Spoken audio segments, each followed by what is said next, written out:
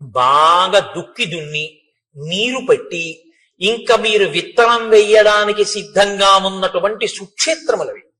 అక్కడ మీరు తులసి గింజలు వేశారనుకోండి, అది తులసివనం. మీరు అక్కడ ఆకుమడి వేస్తే అది వరి చేను. మీరు అక్కడ చెరుకు వేస్తే చెరుకు తోట. మీరు మారేడు చెట్లు వేస్తే మారేడు వనం. మీరు గంజాయి మొక్కలు వేస్తే గంజాయి వనం. వేసేవాడి మీద ఉంటుంది తప్ప క్షేత్రంలో తప్పు లేదు.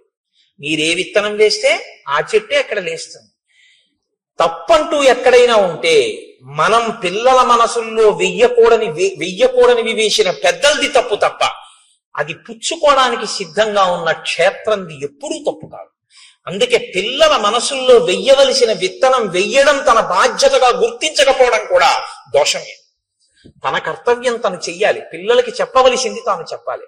వాళ్ళు విన్నారా వినలేదా నీకు అనవసరం. నీ కర్తవ్యం నువ్వు చేసావా లేదా, ఒక్కడు బాగుపడ్డాడు చాలు.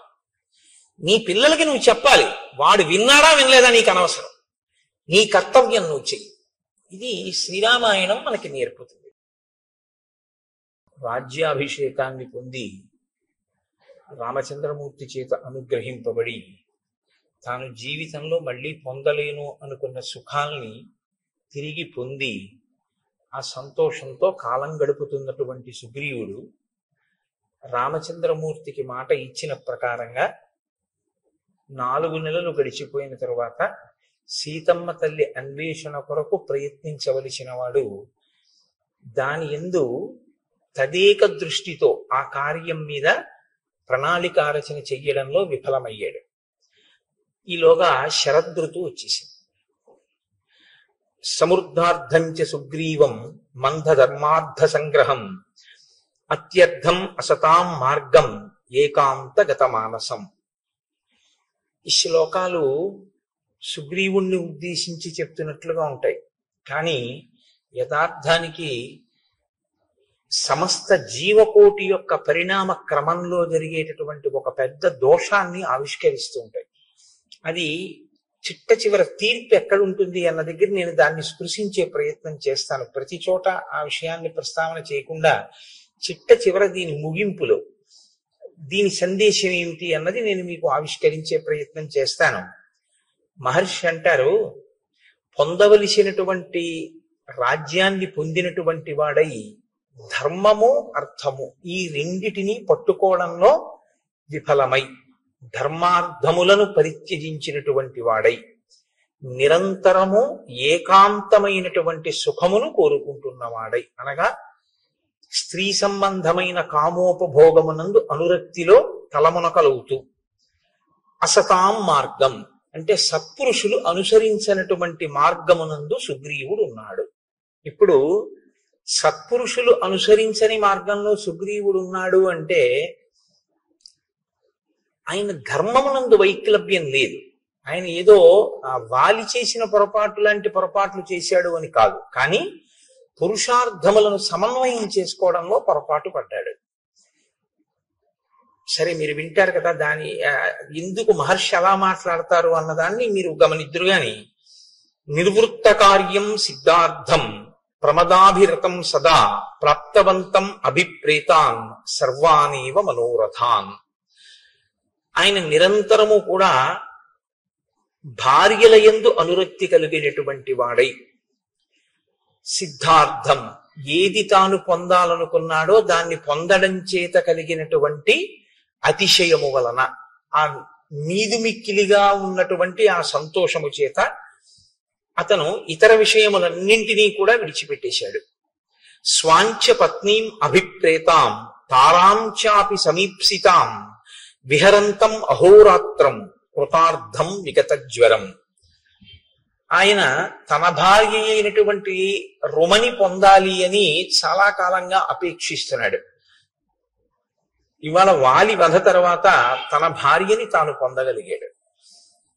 ఇప్పుడు రుమతో పాటుగా వాలి భార్య అయినటువంటి తార కూడా సుగ్రీవుణ్ణే ఆశ్రయించి సుగ్రీవుడి భార్యగా ఆమె మసలుతోంది. నేను మీతో మనవి చేశాను ఈ విషయం. భర్త మరణించిన తరువాత సంధ్యావందనం చేసేటటువంటి అలవాటు ఉన్న వానర జాతిలో ఉన్న స్త్రీ ఆమె కోరుకుంటే ఆయన అన్నదమ్ముల్లో ఎవరినైనా పతిగా స్వీకరించవచ్చు. కాబట్టి ఇప్పుడు తార మళ్ళీ సుగ్రీవుణ్ణి భర్తగా స్వీకరించింది. కాతే కాంతా కస్తే పుత్ర సంసారోయమతీవ విచిత్ర కస్యత్వం తత్పుతయాయాత తత్వం చింతయ తదీయ భ్రాత. శంకర భగవత్పాదులు అందుకే అంటారు, ఎవరు భార్య, ఎవరు బిడ్డలు, ఎవరు నువ్వు, ఎవరి కోసం ఎవరు. ఏదో కొద్ది రోజులు ఆ బాధ, ఆ శోకం, ఆ తర్వాత ఎవరి గొడవ వాళ్ళది. 11వ రోజు వచ్చేటప్పటికి ఆస్తుల పంపకాల దగ్గర గొడవలు, వెళ్ళిపోయిన వాడిని తిట్టడం అన్ని చోట్ల సామాన్యమైనటువంటి విషయం. బీరువాలు తీయడం, తీసిన తర్వాత ఇదే ఈయనించింది అని దెబ్బలాడడం ఇన్ని చోట్ల చూడటం లేదు. కాబట్టి స్వాంచం ఆయన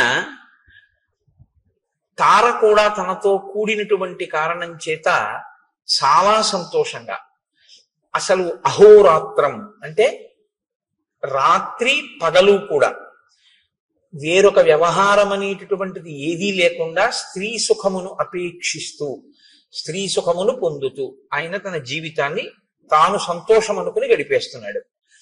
క్రీడంతమివ దేవీశం నందనీ సరసాం గణై మంత్రిషు న్యస్త కార్యంచ మంత్రిణాం అనవేక్షకం.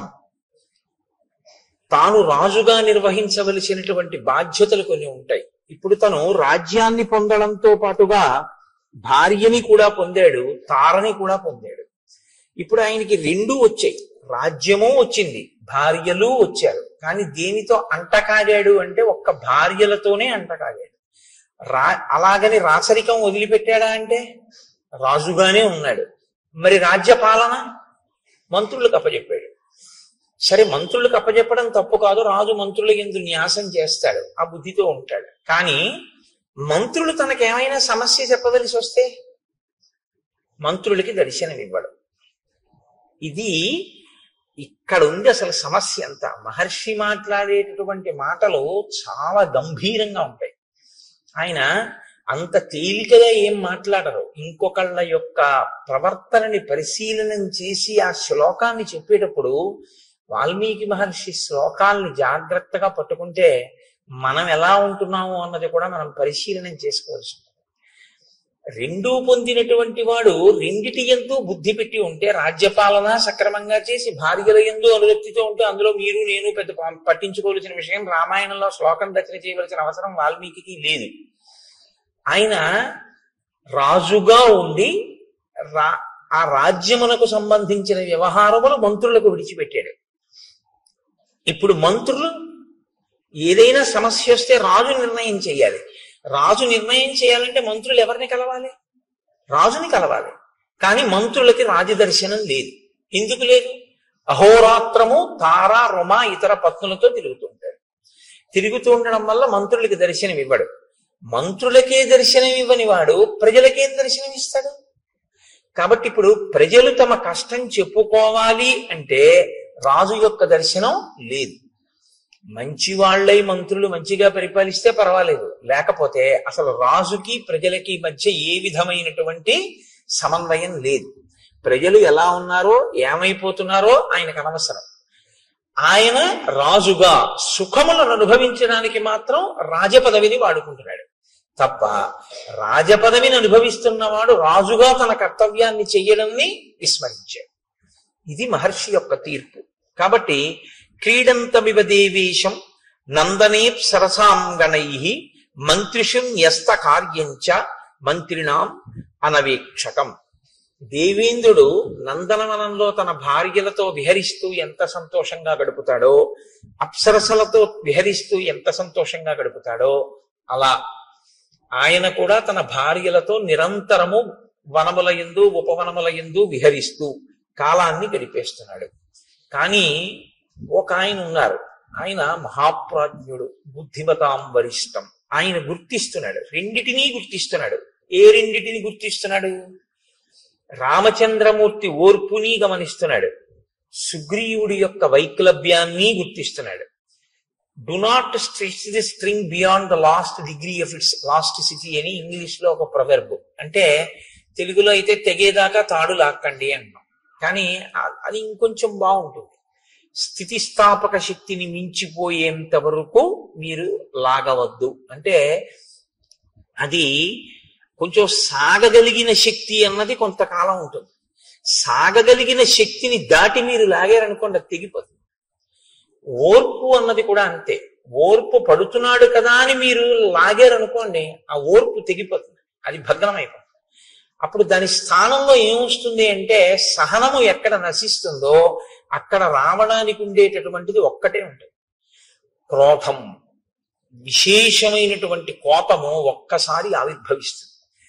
కాబట్టి ఇప్పుడు హనుమ యొక్క బుద్ధి శక్తి ఎక్కడుందంటే, రామచంద్రమూర్తి యొక్క ఓపిక, రామచంద్రమూర్తి వేచి చూస్తున్న స్థితి, రామచంద్రమూర్తి యొక్క సహనము, పరీక్షకి గురైపోతున్నటువంటి స్థితి వచ్చేస్తోంది.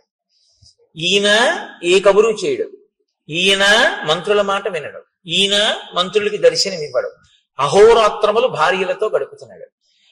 కాలము తనకి అనుకూలంగా ఉండాలి, ముందు తన భార్యను కూడా తీసుకొస్తే తప్ప నువ్వు నీ భార్యతో సుఖించకూడదని రాముడు అనలేదు. ఇప్పుడు వర్షాకాలం నువ్వు చాలా కష్టపడి ఉన్నావు, హాయిగా సంతోషంగా గడుపు. వర్షాకాలం అయిపోయిన తర్వాత సీతాన్వేషణమునకు ప్రయత్నం చెయ్యి అన్నాడు. వర్షాకాలం అయిపోతోంది అనగానే జాగరూకుడు కావాలి కదా. ఇంకా వర్షాకాలం అయిపోవచ్చింది అనేటప్పటికీ ప్రణాళిక సిద్ధంగా ఉండాలి. ఎందుచేత అంటే కార్యము ముందా ప్రణాళిక ముందా అంటే శబ్దము వెలుతురులా ఉంటాయి అవి. మీరు చూడండి, ఎప్పుడైనా ఒక పిడుగు పడుతోంది అనుకోండి, పిడుగు యొక్క ధ్వని ముందు రాదు, పిడుగుపాటు ముందు రాదు, వెలుతురు ముందు వస్తుంది. ముందు ఒక పెద్ద వెలుతురు కొడుతుంది.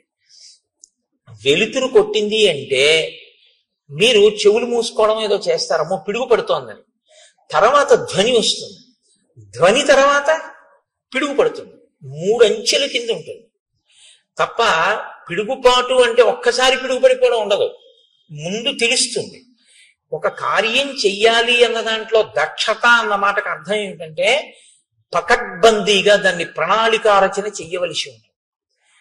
ఇది ఇలా ఉండాలి, ఇలా ఉండాలి, ఇలా ఉండాలి అని కార్యమునకు అనుగుణంగా, కార్య సాఫల్యము కొరకు, మీ ఆనుకూల్యత కొరకు కాదు, కార్యంగా ఫలితాన్ని ఇవ్వడానికి కర్మ. మీరు ఎప్పుడు జ్ఞాపకం పెట్టుకోవాల్సి ఉంటుంది ఈ విషయాన్ని.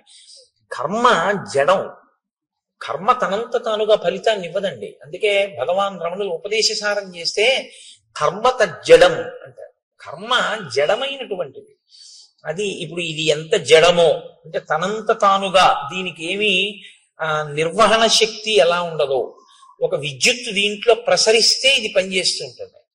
అలా కర్మ కూడా జడం. మీరు ఒక కర్మ చేశారనుకోండి, దాని వలన ఫలితం వస్తుందా అని నన్ను అడిగితే నేనేం చెప్పవలసి ఉంటుందంటే రాదు అని చెప్పడమే న్యాయమై ఉంటుంది. అదే న్యాయమైనటువంటి జవాబు. ఎందుకంటే నేను అభిషేకం చేశాను, నాకు ఫలితం వస్తుందా అని మీరు అడిగారు అనుకోండి, మీ మనసు అక్కడ పెట్టారా అని అడగవలసి ఉంటుంది. మీరు కేవలంగా ఓ నీళ్లు పోయడమో ఓ పాలు పోయడమో చేసినంత మాత్రం చేత మీకు దాని వలన ఫలితం ఏం వచ్చేది. కానీ ఏదో హీనపక్షంలో మీరు ఒక కార్యం చేశారు కాబట్టి, ఏదో అభిషేకం చేశాననేటటువంటి నటన యందు కూర్చున్నాడు కాబట్టి ఏదో కొంత ప్రయోజనం సిద్ధించవచ్చు. కానీ అభిషేక ప్రయోజనం ఎప్పుడు సిద్ధిస్తుందంటే, మీరు భక్తితో మీ మనస్సుని అక్కడ పెట్టినప్పుడు.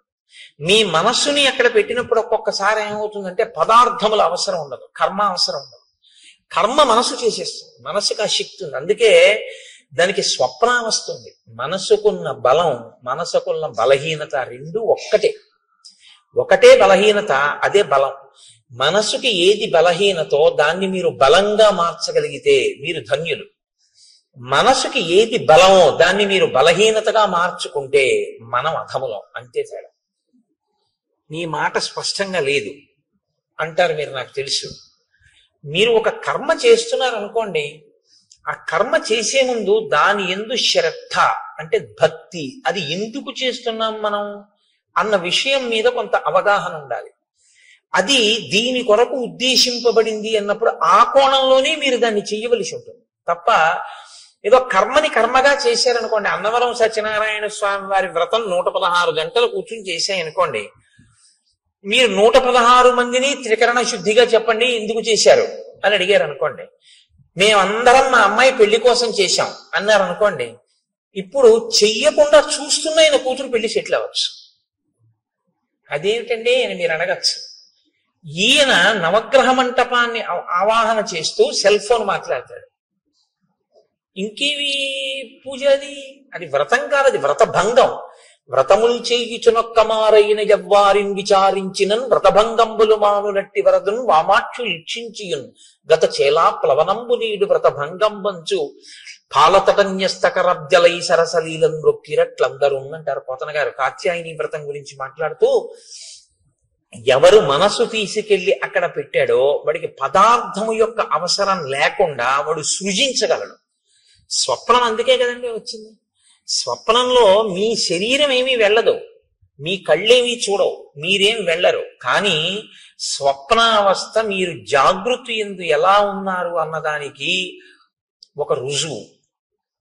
మీరు నిజంగా జాగృతులు అంటే మీ ఇంద్రియములు తెలివిగా ఉండగా మీ ఇంద్రియములన్నీ ఆ వస్తువునే పట్టుకుని ఉంటే మనసు ఏం చేస్తుందో తెలుసా అండి? మీరు నిద్రపోయినప్పుడు మీ ఇంద్రియాలు ఏం పట్టుకున్నాయో దాన్ని మీకు చూపిస్తుంది, ఇంకొక దాన్ని చూపించదు. నేను రామాయణం మీద తదేక దృష్టితో ఉండి రామాయణం చెప్తున్నాను అనుకోండి, నాకు రాత్రి కల ఏం రావాలంటే సీతారాముల యొక్క పాదార్చన నేను చేస్తున్నట్టు కల వస్తే నేను చెప్పిన రామాయణానికి నేను సిద్ధి పొందుతున్నాను అని గుర్తు. ఎందుకని? నాకు నిజంగా రామాయణం చెప్పేటప్పుడు ఆ సీతారాముల మీద అంత భక్తి విశ్వాసాలతో నా మనసు పొంగిపోయినది నిజమైతే, నేను రామాయణం చదువుకునేటప్పుడు అంత భక్తితో అంత ప్రీతితో నేను చదువుకుని నాకు ఎప్పుడు ఆ రాముడే ఆ సీతమ్మే జ్ఞాపకానికి వస్తే నా కలలో మనసు ఏం చేస్తుందంటే, ఈ కన్ను చూడనిది, ఈ చెవి విననిది, ఈ చెయ్యి ముట్టుకోవడానికి పక్కన లేని తులసి దళాల్ని తీసుకొచ్చి సీతారాముల పాదములను రాత్రి నా కన్నుల ముందు ఉంచుతుంది. కదలని ఈ చెయ్యి కదిలి, కదలని అంటే బాహ్యంలో కదలని చెయ్యి ఆంతరమునందు కదిలి అక్కడ లేని తులసి దళాల్ని తీసి ఆయన పాదముల మీద వేస్తుంది. అలా వేసింది అంటే ఖచ్చితంగా నువ్వు రామానుగ్రహాన్ని పొందుతున్నావు అని గుర్తు. ఎప్పుడు పొందింది అలాగా? ఓ కళా నువ్వు రా, నాకు సీతారాముల కల్లోకి రావాలి, నేను కల్లో సీతారాముల పాదాల మీద తులసి దళాలు వెయ్యాలని మీరు సంకల్పం చేసి పడుకోండి, వస్తుందేమో? రాదు. మీరు దేన్ని చూశారో ఎక్కువ మీ బుద్ధి దేని మీద ఉందో దాన్ని పట్టుకుంటుంది మనసు. పట్టుకుని దాన్ని సృష్టిస్తుంది, కల్లో సృష్టించి తీసుకొస్తుంది. తీసుకురావడం కూడా ఎలా తీసుకొస్తుందో తెలుసా అండి? మనసుకున్న చాలా గొప్ప బలం అదే. క్షేత్రాన్ని సృష్టించేస్తుంది. మీరు క్షేత్రానికి వెళ్ళక్కర్లేదు, క్షేత్రాన్ని మీలోకి తెస్తుంది. జాగృతిలో మీరు క్షేత్రంలోకి ఎడతారు. మీరు బాగా పట్టుకోవాలి అంటే, ఇప్పుడు నేను జాగృతిలో ఉన్నాను అనుకోండి, నేను లేచి ఉన్నాను అంటే నా ఇంద్రియములు లేచి ఉన్నాయి, నా కళ్ళు చూస్తున్నాయి, నా చెవులు వింటున్నాయి, నా స్పర్శ తెలుస్తోంది. దీన్ని జాగృతి అంటారు. జాగృతిలో నేను అంటే ఇంద్రియములతో శరీరముతో క్షేత్రంలోకి ఎడతాను. మీకు ఉదాహరణ చెప్పాలంటే, ఇవాళ సోమవారం కదండి, ఇప్పుడు నేను ఇవాళ సాయంకాలం సోమవారం కాళహస్తి వెళ్దాం అనుకున్నాను అనుకోండి, కాళహస్తి క్షేత్రంలోకి నేను నా శరీరంతో ఇంద్రియాలతోటి పెడతాను. స్నానం చేసి ఏదో పంచి కట్టుకుని గుళ్ళోకి పెడతాను, మారేడు దళాలట్టుకుని. వెళ్ళి నా మనసు మగ్నమైపోయింది అనుకోండి, మనసు యొక్క శక్తి ఏమిటో తెలుసా అండి? శ్రీకాళహస్తిని మీలోకి తీసుకొస్తుంది. మీరు శ్రీకాళహస్తిలోకి వెళ్ళడం జాగృతిలో, శ్రీకాళహస్తి మీలోకి రావడం స్వప్నంలో. దేని శక్తి చేత? మనస్సు యొక్క శక్తి చేత. మీరు ఇలా దేవాలయంలోకి వెళ్ళి ఎడం పక్కకి తిరిగి ఆ పెద్ద గణపతి మూర్తిని చూసి, ఇలా 2 శూలాలు పెట్టినటువంటి చెంగల్వరాయ సన్నిధి అని ఆ సుబ్రహ్మణ్యుణ్ణి చూసి మెట్లు దిగి ఎడం చేతి పక్కన ఉన్నటువంటి దేవతామూర్తుల్ని చూస్తూ కుడి పక్కకి తిరిగి లోపలికెళ్ళి నవగ్రహ కవచం కట్టుకున్నటువంటి చతురస్రాకారపు పొడుగ్గా ఉన్నటువంటి పెద్ద శివలింగం పక్కన ప్రమిదిలో వెలుగుతున్నటువంటి దీపం గాలికి ఇలా కొట్టుకుంటుంటే అదే వాయులింగం అనుకుని అంతరాలయంలోకి వెళ్ళి చూస్తే గోడలో మహానుభావుడు ఆ భక్త కన్నప్ప ఉంటే, ఆహా కన్నప్ప నీ అదృష్టం కదయ్యా, నీ భక్తి ఇక్కడికి చేరావనుకుని మీరు మారేడు దళాలు పుచ్చుకుని దేవాలయం వెనక్కి తిరిగితే వెనక గోడ మీద ఆవిర్భావలింగం ఉంటుంది. అంటే శివలింగం ఉండి, శివలింగం ఇలా కోసినట్టుగా ఉండి అందులోంచి శివుడు కనపడతాడు, తల కనపడదు, పాదాలు కనపడవు.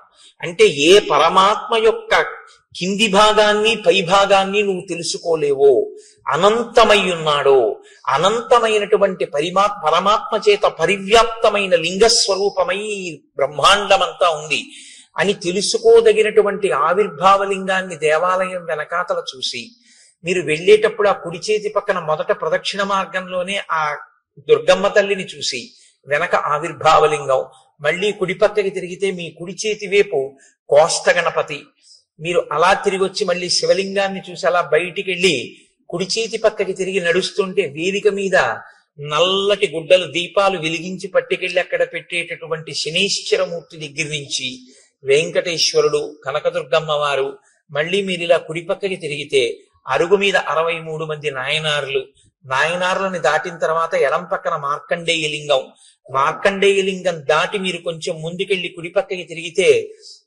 ఓ చిన్న గుడిలా ఉండి అందులో ఓ శివలింగం, మీకు అనురక్తి ఉంటే కసిని తుమ్మి పూలు మారేడు దళాలు పట్టుకెడితే మీ చేత్తో మీరు మార్కండేయ లింగం మీద శివలింగం మీద మీరు పూజ చేసుకోవచ్చు. శ్రీకాళహస్తిలో మీరు అక్కడ మెట్లు దిగి ఇలా కిందకి ఎదురుగుండా చూస్తే నిలబడి ఉన్నటువంటి జ్ఞానప్రసూనాంబ, పెద్ద కిరీటం, అమ్మవారి కిరీటంలో ఉన్నటువంటి పెద్ద మణి, ఆ తల్లి యొక్క స్వరూపం, ఆవిడ కట్టుకున్న చీర, ఇంత పెద్ద కుంకం చాలలు బొట్టు పెట్టుకున్నటువంటి వృద్ధ అర్చకుడు, ఆయన తీసుకెళ్లి అమ్మవారికి కుంకుమార్చన చేసి ఉండడం వల్ల ఆయన అరికాళ్ళు కూడా ఎర్రపడిపోయి అంచులు కూడా కుంకంతో ఎర్రబడి, ఆయన కూర్చున్నప్పుడు పృష్ఠభాగం పంచె ఉత్తరీయం కూడా కుంకం అంటుకుపోయి, ఆయన అరిచేతులన్నీ కుంకంతో ఉండి ఆయన నీరాజనం తీసుకొచ్చి మీకు ఇస్తే మీరు నీరాజనం తీసుకుని పువ్వులు తీసుకుని అమ్మవారి ఆలయానికి ఇలా ప్రదక్షిణం చేసి బయటికి వస్తూ ఉంటే అభిషేకం టికెట్ ఉన్న వాళ్ళకి ఉత్తరీయాలు వేస్తున్నటువంటి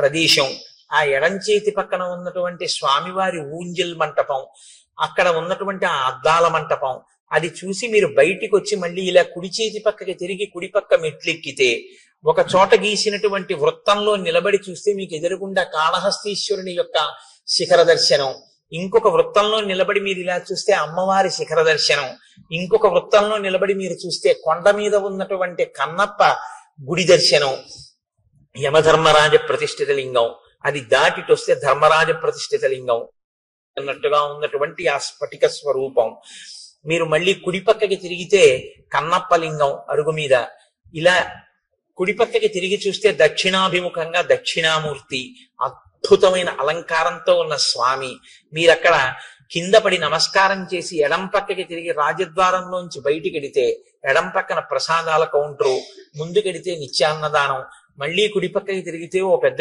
ఏనుగు, అక్కడ టిక్కెట్లు అమ్మేటటువంటి ప్రదేశం, సహస్రలింగార్చన, రాహుకేతువుల పూజ టిక్కెట్లు అమ్మేటటువంటి స్థలం, ఆ మంటపం, ఆ బయటికి వెళ్ళిపోతుంటే అక్కడ ఏదో రకరకాల తైలాలు అమ్మేటటువంటి షాపులు, విభూతి మారేడు దళాలు పువ్వులు తుమ్మి పూలు అమ్ముతున్నటువంటి కొట్లు, ఆ బయటికి వస్తుంటే ఎడం పక్కన సుబ్రహ్మణ్యుడు, ఎదురుగుండా కాశీ విశ్వేశ్వరుడు, ఆ బయటికి వచ్చి అరుగు మీద ఆ కొబ్బరికాయలు వరుసగా అవన్నీ చూస్తూ మీరు అక్కడికి వచ్చి మళ్ళీ మీ చెప్పులు మీరు తీసుకుని మీరు అలా ముందుకెడితే ఒక్కసారి ఇక్కడే కదా పుష్పగిరి మఠం లోపలికి వెళ్ళి కాళ్ళు కడుక్కుని టిఫిన్కి వెడదామంటే లేదు లేండి పిల్లలు ఆకలేస్తోంది అంటున్నారు, ఈ శరవణ భవన్ బాగుంటుందంటే ఇందులో టిఫిన్ తిందామని భారీ అంటే శరవణ భవన్ లోకి వెళ్ళి కూర్చున్న తర్వాత ఏమిమ్మంటారు అని సర్వర్ అడిగితే మీకు తెలివి వచ్చింది అనుకోండి, ఇప్పుడు కాళహస్తి మీలో ఉందా, మీరు కాళహస్తిలో ఉన్నారా?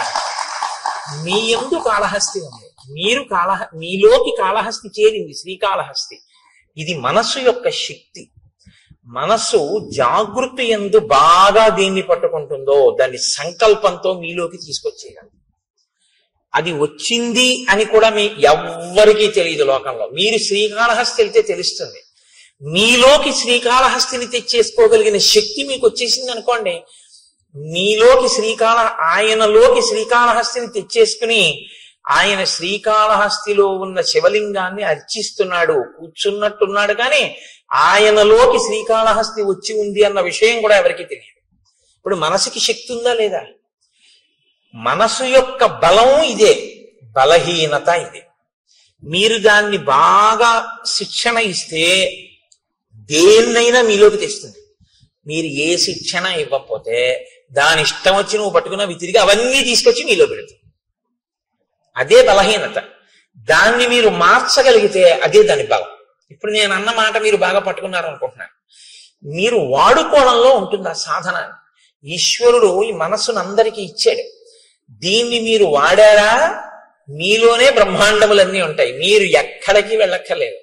మార్నింగ్ వాక్ చేస్తూ మీరు అలా తిరుగుతూ మీరు ఇవాళ నేను 7 నదులలో స్నానం చేస్తానంటే చెయ్యొచ్చు. నేను ఇవాళ 7 క్షేత్రాలని చూస్తాను అనుకుంటే మార్నింగ్ వాక్ చేస్తే మీరు 7 క్షేత్రాలని చూడొచ్చు. మీరు పైకి శరీరం తిరుగుతూ ఉంటుంది, మీరు శృంగేరి వెళ్ళిపోయి శృంగగిరిలో ఉన్నటువంటి శారదాంబ దేవాలయాన్ని, ఆ విద్యాశంకరుల దేవాలయాన్ని, తుంగా నదిని, కప్పకి నీడపట్టిన పాము, స్నానం, చేపలు, మరమరాలు వేసినట్టు మీరు స్నానం చేసి మీరు ఆ వారధి దాటి ఆ పావులుంటాయి జాగ్రత్త అని బోర్డులో ఉన్న వనంలోంచి వెళ్ళి ఎదురుగుండా చంద్రశేఖర భారతీ స్వామి మొదలైన మహాపురుషుల యొక్క సన్నిధానాలు చూస్తూ ఎడం పక్కకి తిరిగి పూర్వం ఉన్నటువంటి గురువులందరూ కూడా అక్కడ ఉండే అభిషేకాలు కూడా చేస్తే ఇరుగ్గా ఉన్నటువంటి ప్రాంగణంతో కూడుకున్న గురునివాసిని, ఆ పక్కన ఉన్న విశాలమైన భవంతిని, అందులో ఉన్న పెద్ద హాల్ని, అక్కడ పెట్టినటువంటి శంకరాచార్యుల వారిని, స్వామివారికి బహూకరింపబడిన పెద్ద తంజావూరు వీణ, వాటినన్నింటినీ మీరు చూస్తూ శంకర భగవత్పాదులు, వారి శిష్యులు, ఆ గోడలు, వేదిక, తెర తీసేటప్పటికి వచ్చి కూర్చున్న భారతీ తీర్థస్వామి, ఆయన ఇలా కూర్చుని ఇంకా రుద్రం మొదలెట్టడానికి ముందు ఎవరితో మాట్లాడకుండా ఇటు తిరిగి కూర్చుని ఇటుపక్కకి ఇలా తలొక్కటి తిప్పి ఇలా అందరినీ ఇలా ఒక్కసారి పరికించి సభాభ్య సభాపతిభ్యశ్చ ఓ నమో నమో అన్న భావన లోపల అంతా శివస్వరూపంగా చూస్తూ పైకి మన్ని చూస్తున్నారని మనం అనుకుంటే ఆయన ఒక్కసారి ఇలా ఇటు పక్క నుంచి ఇటు పక్క వరకు ఇలా చూసి ఇలా తలూపి ఆ శివలింగం మీదకి పెట్టినటువంటి ధారాపాత్ర, అందులోకి ఆయన పాత్రతో తీసి ఇలా పోస్తుంటే పడుతున్నటువంటి శివలింగం మీద పువ్వులు, ఆ ధారలు, ఆఖరణ ఆయన వస్త్రం తీసి ఆ శివలింగాన్ని తుడిచి పైకి లేవకుండా అందంగా ఈ చెయ్యి ఇలా ఎత్తి కింద పడకుండా దాన్ని ఆ శివలింగాన్ని అందంగా పెట్టి ఆ పువ్వులతో అలంకారం చేసి ఆయన చేసేటటువంటి అభిషేకం, ఇవన్నీ మీరు చూస్తుండగా, మీరు అనుభవిస్తుండగా మీ 5 రౌండ్లో 6 రౌండ్లో మీ మార్నింగ్ వాక్ అయిపోతుంది. శరీరానికి వ్యాయామం అయింది, మనసుకి శృంగేరి దర్శనం అయిపోయింది. మనసుకు ఆ శక్తి ఉంది, శరీరం తిరుగుతూ ఉంటుంది, మనసు విడిపోతుంది, వెళ్ళిపోతుంది, ఎటు కావాలంటే అటు వెళుతుంది. దాన్ని మీరు అలవాటు చేస్తే శృంగేరి వెళ్తుంది, మీరు అలవాటు చేస్తే గంగానదికి వెళ్తుంది, మీరు అలవాటు చేస్తే కాశీ వెళుతుంది, మీరు అలవాటు చేస్తే మీరు ఎక్కడికి వెళ్ళమంటే అక్కడికి వెళ్తుంది. ఎప్పుడు మీరు జాగృతిలో మనసును అక్కడ పెడితే, మీరు శృంగేరి వెళ్ళినప్పుడు మీ మనసు అక్కడ పెడితే మీ మనసు తర్వాత శృంగేరిని చేస్తుంది. ఇప్పుడు మీరు శృంగేరి శరీరంతో వెళ్ళి మీ మనసు కాకినాడలోనే ఉందనుకోండి, శృంగేరిని మీలోకి తేవడం ఇక మనసుకి సాధ్యం కాదు. అదే దాని బలహీనత, అదే దాని బలం కూడా. ఇప్పుడు మీరు దాని బలాన్ని బలంగా మీరు వాడుకోగలిగితే అది మీకు ప్రయోజకత్వాన్ని సాధించి పెడుతుంది. అది మీకు చేత కాకపోతే ఆ మనసే బంధనానికి గురి చేస్తుంది. అందుకే మన ఏవ మనుష్యానాం కారణం బంధమోక్షయో అంటాడు పరమాత్మ గీతాచార్యుడు. కేవలం మనస్సే, ఒకడు బంధింపబడుతున్నాడు, ఒకడు మోక్షం వైపుకి వెళ్ళిపోతున్నాడు. మీరు ఒకటి గుర్తుపెట్టుకోండి, కట్టాలన్నా విప్పాలన్నా తాడు తప్ప ఇంకోటి ఉండదు కట్టడానికి విప్పడానికి. మీరు ముందు ఇట్నుంచి తిప్పి చుట్టేస్తే కట్టు, ఇట్నుంచి తిప్పి చుట్టేసినా కట్టే. ఇప్పుడు నన్ను ఇలా కట్టేయండి అన్నారు అనుకోండి, ఓ తాడు తీసుకొచ్చి ఇలా తిప్పేసినా నన్ను కట్టేసినట్టే, ఇలా తిప్పేసినా నన్ను కట్టేసినట్టే. కట్టినా తాడే, విప్పాలంటే మీరు ఎటు కట్టారో దానికి వ్యతిరేక దిశలో తిప్పేయడమే తాడు. ఇట్నుంచి కట్టారనుకోండి, ఇట్నుంచి తిప్పేస్తే విప్పేశారు. వ్యతిరేక దిశలో తిప్పితే విప్పడం, మీరు కట్టాలనుకున్నది ఏ దిశలో కావాలంటే అటు తిప్పితే కట్టడం. కట్టినా విప్పినా చెయ్యి తిప్పడంలో ఉంది. మీరు ఎటు తిప్పి, ఒకలా తిప్పితే కట్టు, ఒకలా తిప్పితే విప్పడం. ఆ తాడు మాత్రం అది. కట్టుకోవడం విప్పుకోవడం మీ చేతిలో, కట్టుకున్నా విప్పుకున్నా మీ ఇష్టం. ఈశ్వరుడు మనస్సుని ఇచ్చేసాడు, తాడు మీకు ఇచ్చాడు. ఇది ఆశ్రమాన్ని ధన్యం చేసుకోవడం అంటారు. ఎందుకు ఎడుతున్నావు గృహస్థాశ్రమంలోకి? ఆవిడ నువ్వు కలిసి తరించడానికి. నీ చెయ్యి ఆవిడ ఎందుకు పట్టుకుందంటే 24 గంటలు నీకు కావలసిన రుచులతోటి నీకు వండి పెట్టడానికి, నీకు సంతానం కనడానికి, శరీరం జర్జరీభూతం అయిపోయేంత వరకు కూడా కామ ప్రచోదనంతో బతకడానికి ఇవ్వలేదు ఆవిడ్ని కన్యాదాత. ఆవిడ్ని నీ పక్కన ధర్మపత్నిగా పెట్టుకుని నువ్వు పుణ్యకర్మలు చేసి నీ పుణ్యంలో సగభాగం ఆవిడికిచ్చి ఆవిడ్ని ఉద్ధరిస్తావన్న ఉద్దేశ్యంతో ఆవిడ్ని ఇచ్చాడు. నువ్వు స్వీకరించింది ధర్మపత్నిగా, కేవలం కామపత్నిగా నువ్వు అనుభవిస్తానంటే నీ కర్మ అంతే, ఎవరు జోక్యం ఏం చేసుకోరు అందులో. కానీ పాడైపోవడం అనేది మాత్రం జరిగిపోతూ ఉంటుంది అంతే. కాలం ఆగదు కదండి, వెళ్ళిపోతుంది కాలం. ఆ కాలంలో నువ్వు ఏం పట్టుకున్నావో, కామం ఒక్కటే పట్టుకున్నావు, ఏది వదిలిపెట్టేశావో, ధర్మముతో అర్థాన్ని, ధర్మానికి కామాన్ని ముడేయడం మర్చిపోయావు. కామము ధర్మబద్ధమే కావచ్చు, భార్యతోనే ఉన్నావు, కానీ కాలమంతా దానికే ఉపయోగించావు. ఇప్పుడు మరి మిగిలినవి ఏమైపోయాయి పురుషార్థాలు? మరి ధర్మం ఏది, అర్థం ఏది? అప్పుడు ఇంకా మరి ఒక పురుషార్థంతోనే పట్టు కూర్చుంటే జీవితం ఏది? మితిమీరిన వ్యామోహమైంది తప్ప అది పురుషార్థ సమన్వయం ఎలా అయింది? పాడవుతున్నట్ట, సన్మార్గంలో ఉన్నట్ట. అందుకనన్నారు మహర్షి, సత్పురుషుల మార్గమును విడిచిపెట్టాడు. అంటే పురుషార్థములను సమన్వయం చేసుకోవడం రాలేదు. రాజ్యాన్ని వదిలిపెట్టి కేవలం భార్య యందు మనసు పెట్టుకున్నాడు. ఇంకొక ఆయన మహాపురుషుడు, ఆయన ఏం చూస్తున్నారు? ఆయన తిరిగారు ఈయనతో పాటే, హనుమ. ఆయన అప్పుడు ఆయనకి ఒకటే, ఇప్పుడు ఆయనకి ఒకటే. ఇప్పుడు ఆయన ఏం ఆలోచిస్తున్నారు? మహానుభావుడు రామచంద్రమూర్తికి మాట ఇచ్చాడే, ఆయన అలా అరణ్యంలో కూర్చుని ఉన్నారే, మన గుహలో కూర్చున్నారే, మరి శరత్కాలం వచ్చేసింది, ఈయనేమో చెయ్యవలసిన ప్రణాళికారచన చెయ్యట్లేదు. ఇంతకీ ఎక్కడ బయలుదేరాను? పిడుగు ధ్వని వెలుతురు, ముందు ప్రణాళికారచన అన్నది ఒకటి ఉండాలి కదా. ఆయన కోప్పడ్డాక నువ్వు వానరాలను పిలవడం వేరు, నువ్వు ముందు ప్రణాళిక ఏది నీకు? రేపు రాముడు వచ్చి అడిగితే ఏం చెప్తావు? కనీసం అయ్యా నేను కబురు చేశానండి అని చెప్పడానికి నీకు ఒకటి ఉండాలిగా, చేసిన పని. అసత్యం చెప్పలేదుగా రాముడితో. ఇప్పుడు ప్రభువుని రక్షించడం అంటే అది మంత్రి అంటే. కనీసంలో కనీసం ఈయనకి గుర్తు చేసి ఆ సైన్యాధిపతిని పిలిచి, ఒరే సైన్యాలన్నీ సిద్ధం చేయండిరా, మనం ఎప్పుడప్పుడు వెళదామంటే, ఒకవేళ రాముడికి కోపం వచ్చినా అయ్యా నేను కబురు చేశానండి అని చెప్పడానికైనా ఉంటుంది. బతుకుతాడు రాజు. రాజుని రక్షించాలి సచివుడు. కాబట్టి మహానుభావుడు అయ్యాడు హనుమ. అందుకే ఆయన ఎక్కడుంటే అక్కడ బ్రతుకుతారు మనుషులు, ఆయన ఎక్కడుంటే అక్కడ బ్రతుకుతారు. కాబట్టే ఇప్పుడు ఆయన సాచివ్యం చేశారు. కాబట్టి ఆయన ఆలోచించారు. ఆలోచించి సుగ్రీవుడి దగ్గరికి వెళ్ళి ఆయన ఒక మాట చెప్తున్నారు. తదిదం మిత్ర కార్యం నహ కాలాతీతం అరిందమ తదిదం క్రియతాం రాఘవస్వైత వైదేహ్యా పరిమార్గణం తదిదం వీర కార్యంతే కాలాతీతమరిందమ. నీవు మిత్రకార్యమును చెయ్యవలసినటువంటి అవసరం ఉంది. నీకు మిత్రులు ఉపకారం చేశారు, తిరిగి నువ్వు ప్రత్యుపకారం చెయ్యాలి.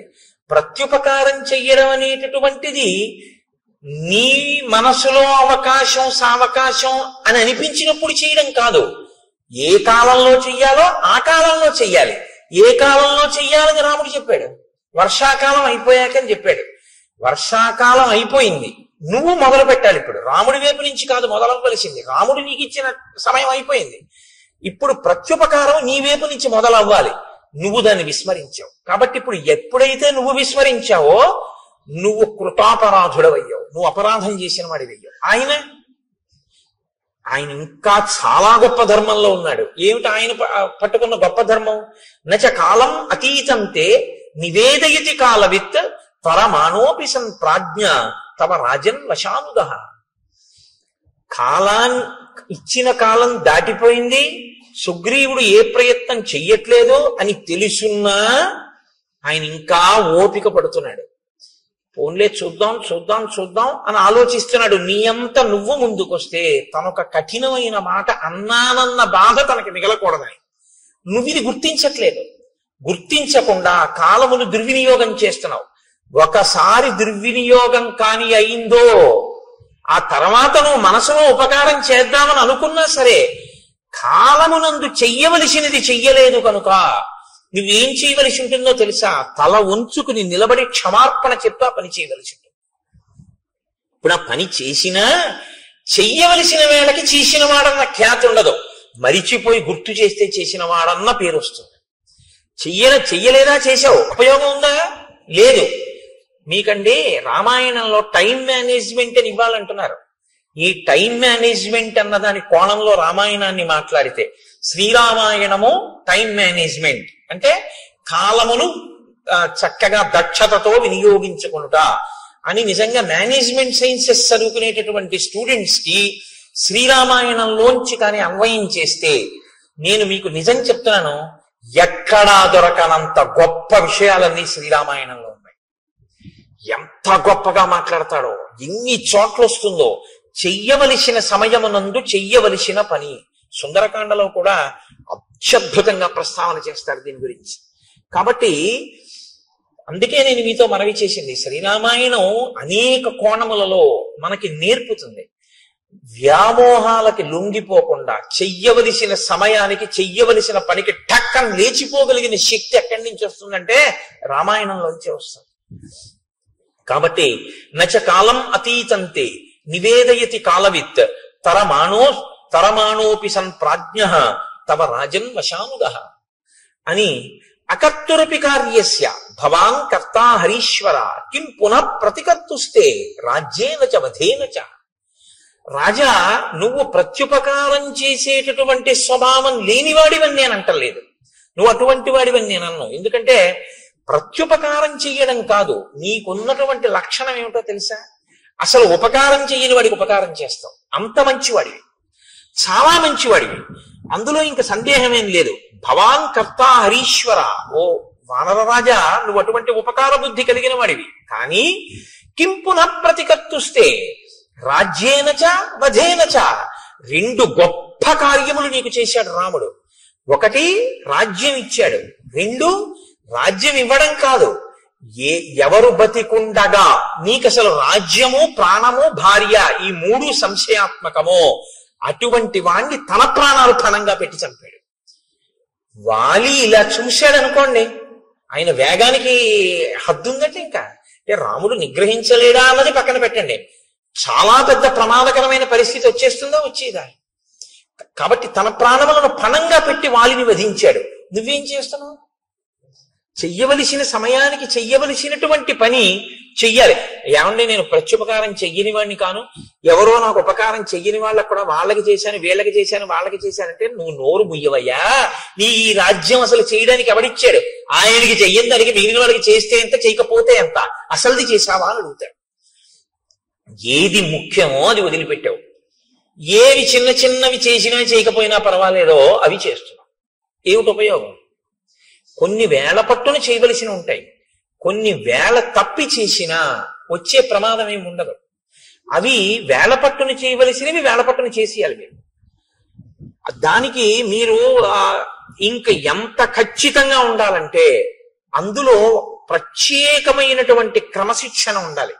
ప్రత్యేకించి బ్రాహ్మీ ముహూర్తంలో అంటే ఉదయం వేళలో ఎంత త్వరగా వీలైతే అంత త్వరగా పూజామందిరంలోకి వెళ్ళిపోవాలి. పూజామందిరంలోకి వెళ్ళడానికి తను దానికి సిద్ధపడడానికి మధ్యలోకి ఎంతో అవసరమైతే తప్ప, అసలు తప్పించడానికి కుదరకపోతే తప్ప మీరు ఎట్టి పరిస్థితుల్లోనూ ఏ కార్యాన్ని దాని మధ్యలోకి రావడాన్ని మీరు అనుమతించకూడదు. ఉదయం లేవడము అంటే దేని కొరకు? పూజామందిరంలోకి వెళ్ళిపోవడం కొరకే. దానికి దీనికి మధ్యలోకి ఏదీ రావడానికి వీల్లేదు. అది భక్తిరస సంబంధమైన టీవీలో కార్యక్రమమే కావచ్చు, రావడానికి వీల్లేదు. మీ కాయిక కైంకర్యం ఏమైపోయింది మీ సింహాసనం దగ్గర? మీరు మీ సింహాసనాన్ని అర్చించద్దు, మీరు వెళ్ళిపోవాలంతే పూజామందిరంలోకి. ఏవో కొన్ని ఉంటాయి, శరీరమాధ్యంకులకి ధర్మసాధన. ఒక్కొక్కడికి వ్యాయామం చేయకపోతే ఇబ్బంది, తప్పదు, వెళ్ళాలి. వాడి కర్మ, వాడికి భక్తి ఉన్నా వెళ్ళాలి. కానీ నేను మీతో మనవి చేసేది అదే, అప్పుడు కూడా మీరు మానసికం చేసేయచ్చు. ఇతరుల దృష్టిలో మీరు వాకింగ్కి వెళ్ళినట్టు ఉండొచ్చు, కానీ మీరు దాన్ని ఈశ్వరారాధనగా మార్చుకోవచ్చు. మీరు బెంగ పెట్టుకోక్కర్లేదు, అయ్యో నేను చేయలేకపోతున్నానని అనుకోక్కర్లేదు. ఆ ఆర్తిని ఈశ్వర పూజగా మలుచుకుని శరీరంతో వ్యాయామం చేసి రాగానే మీరు వెళ్ళిపోవాలంతే పూజామందిరంలోకి. తప్ప ఇక దాని మధ్యలోకి ఇంకోటి వచ్చేసింది అంటే మీ శ్రద్ధ నశించిపోయింది అని గుర్తు.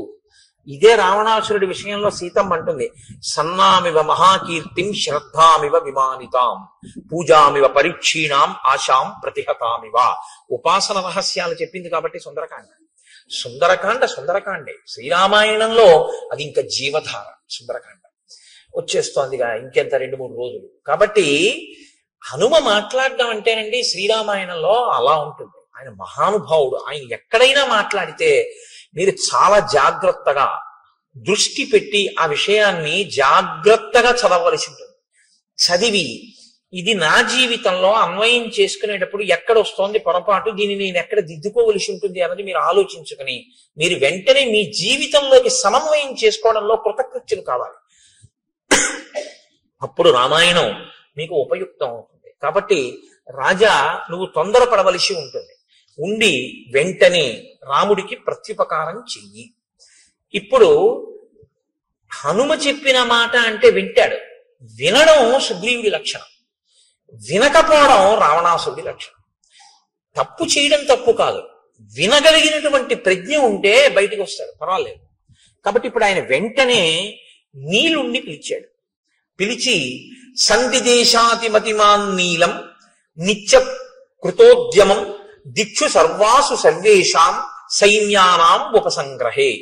అన్ని దిక్కుల నుండి వానరములన్నిటినీ కూడా పిలిపించి సిద్ధంగా ఉంచు, మనం రామకార్యం మీద వెడదాం. ఇదొక్కటి చెప్పి మళ్ళీ మర్చిపోయాడు. అంతే. మళ్ళీ మధుసేవనం, మళ్ళీ భార్యలతో రమించడం, అందులో పడిపోయాడు. కానీ ఈ మాట సుగ్రీవుణ్ణి బతికించేశాడు. అది ప్రభువుని బతికించడం అంటే. ఈ ఒక్క మాట చెప్పి ఉండకపోతే నిజంగా సుగ్రీవుడు చెప్పుకోవడానికి ఏమీ లేదు లక్ష్మణుడితోటి రాముడితోటి. ఇది నీలుడికి చెప్పాడు కాబట్టి బతికిపోయాడు సుగ్రీవుడు. ప్రాణభిక్ష పెట్టారండి హనుమ.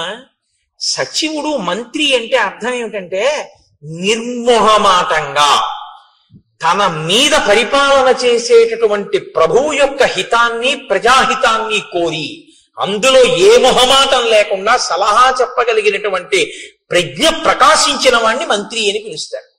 అలా ఉండాలి సచివుడు అంటే. కాబట్టి హనుమ వెళ్ళి అంత ధైర్యంగా సుగ్రీవుడితో మాట్లాడారు. నీలుణ్ణి పిలిచి ఆదేశం ఇచ్చాడు. ఇచ్చిన తరువాత ఆ నీలుడు బయలుదేరాడు అని మనం అనుకోవలసి ఉంటుంది. ఇప్పుడు హనుమ ఏది ఊహించారో అది నిజమవుతుంది.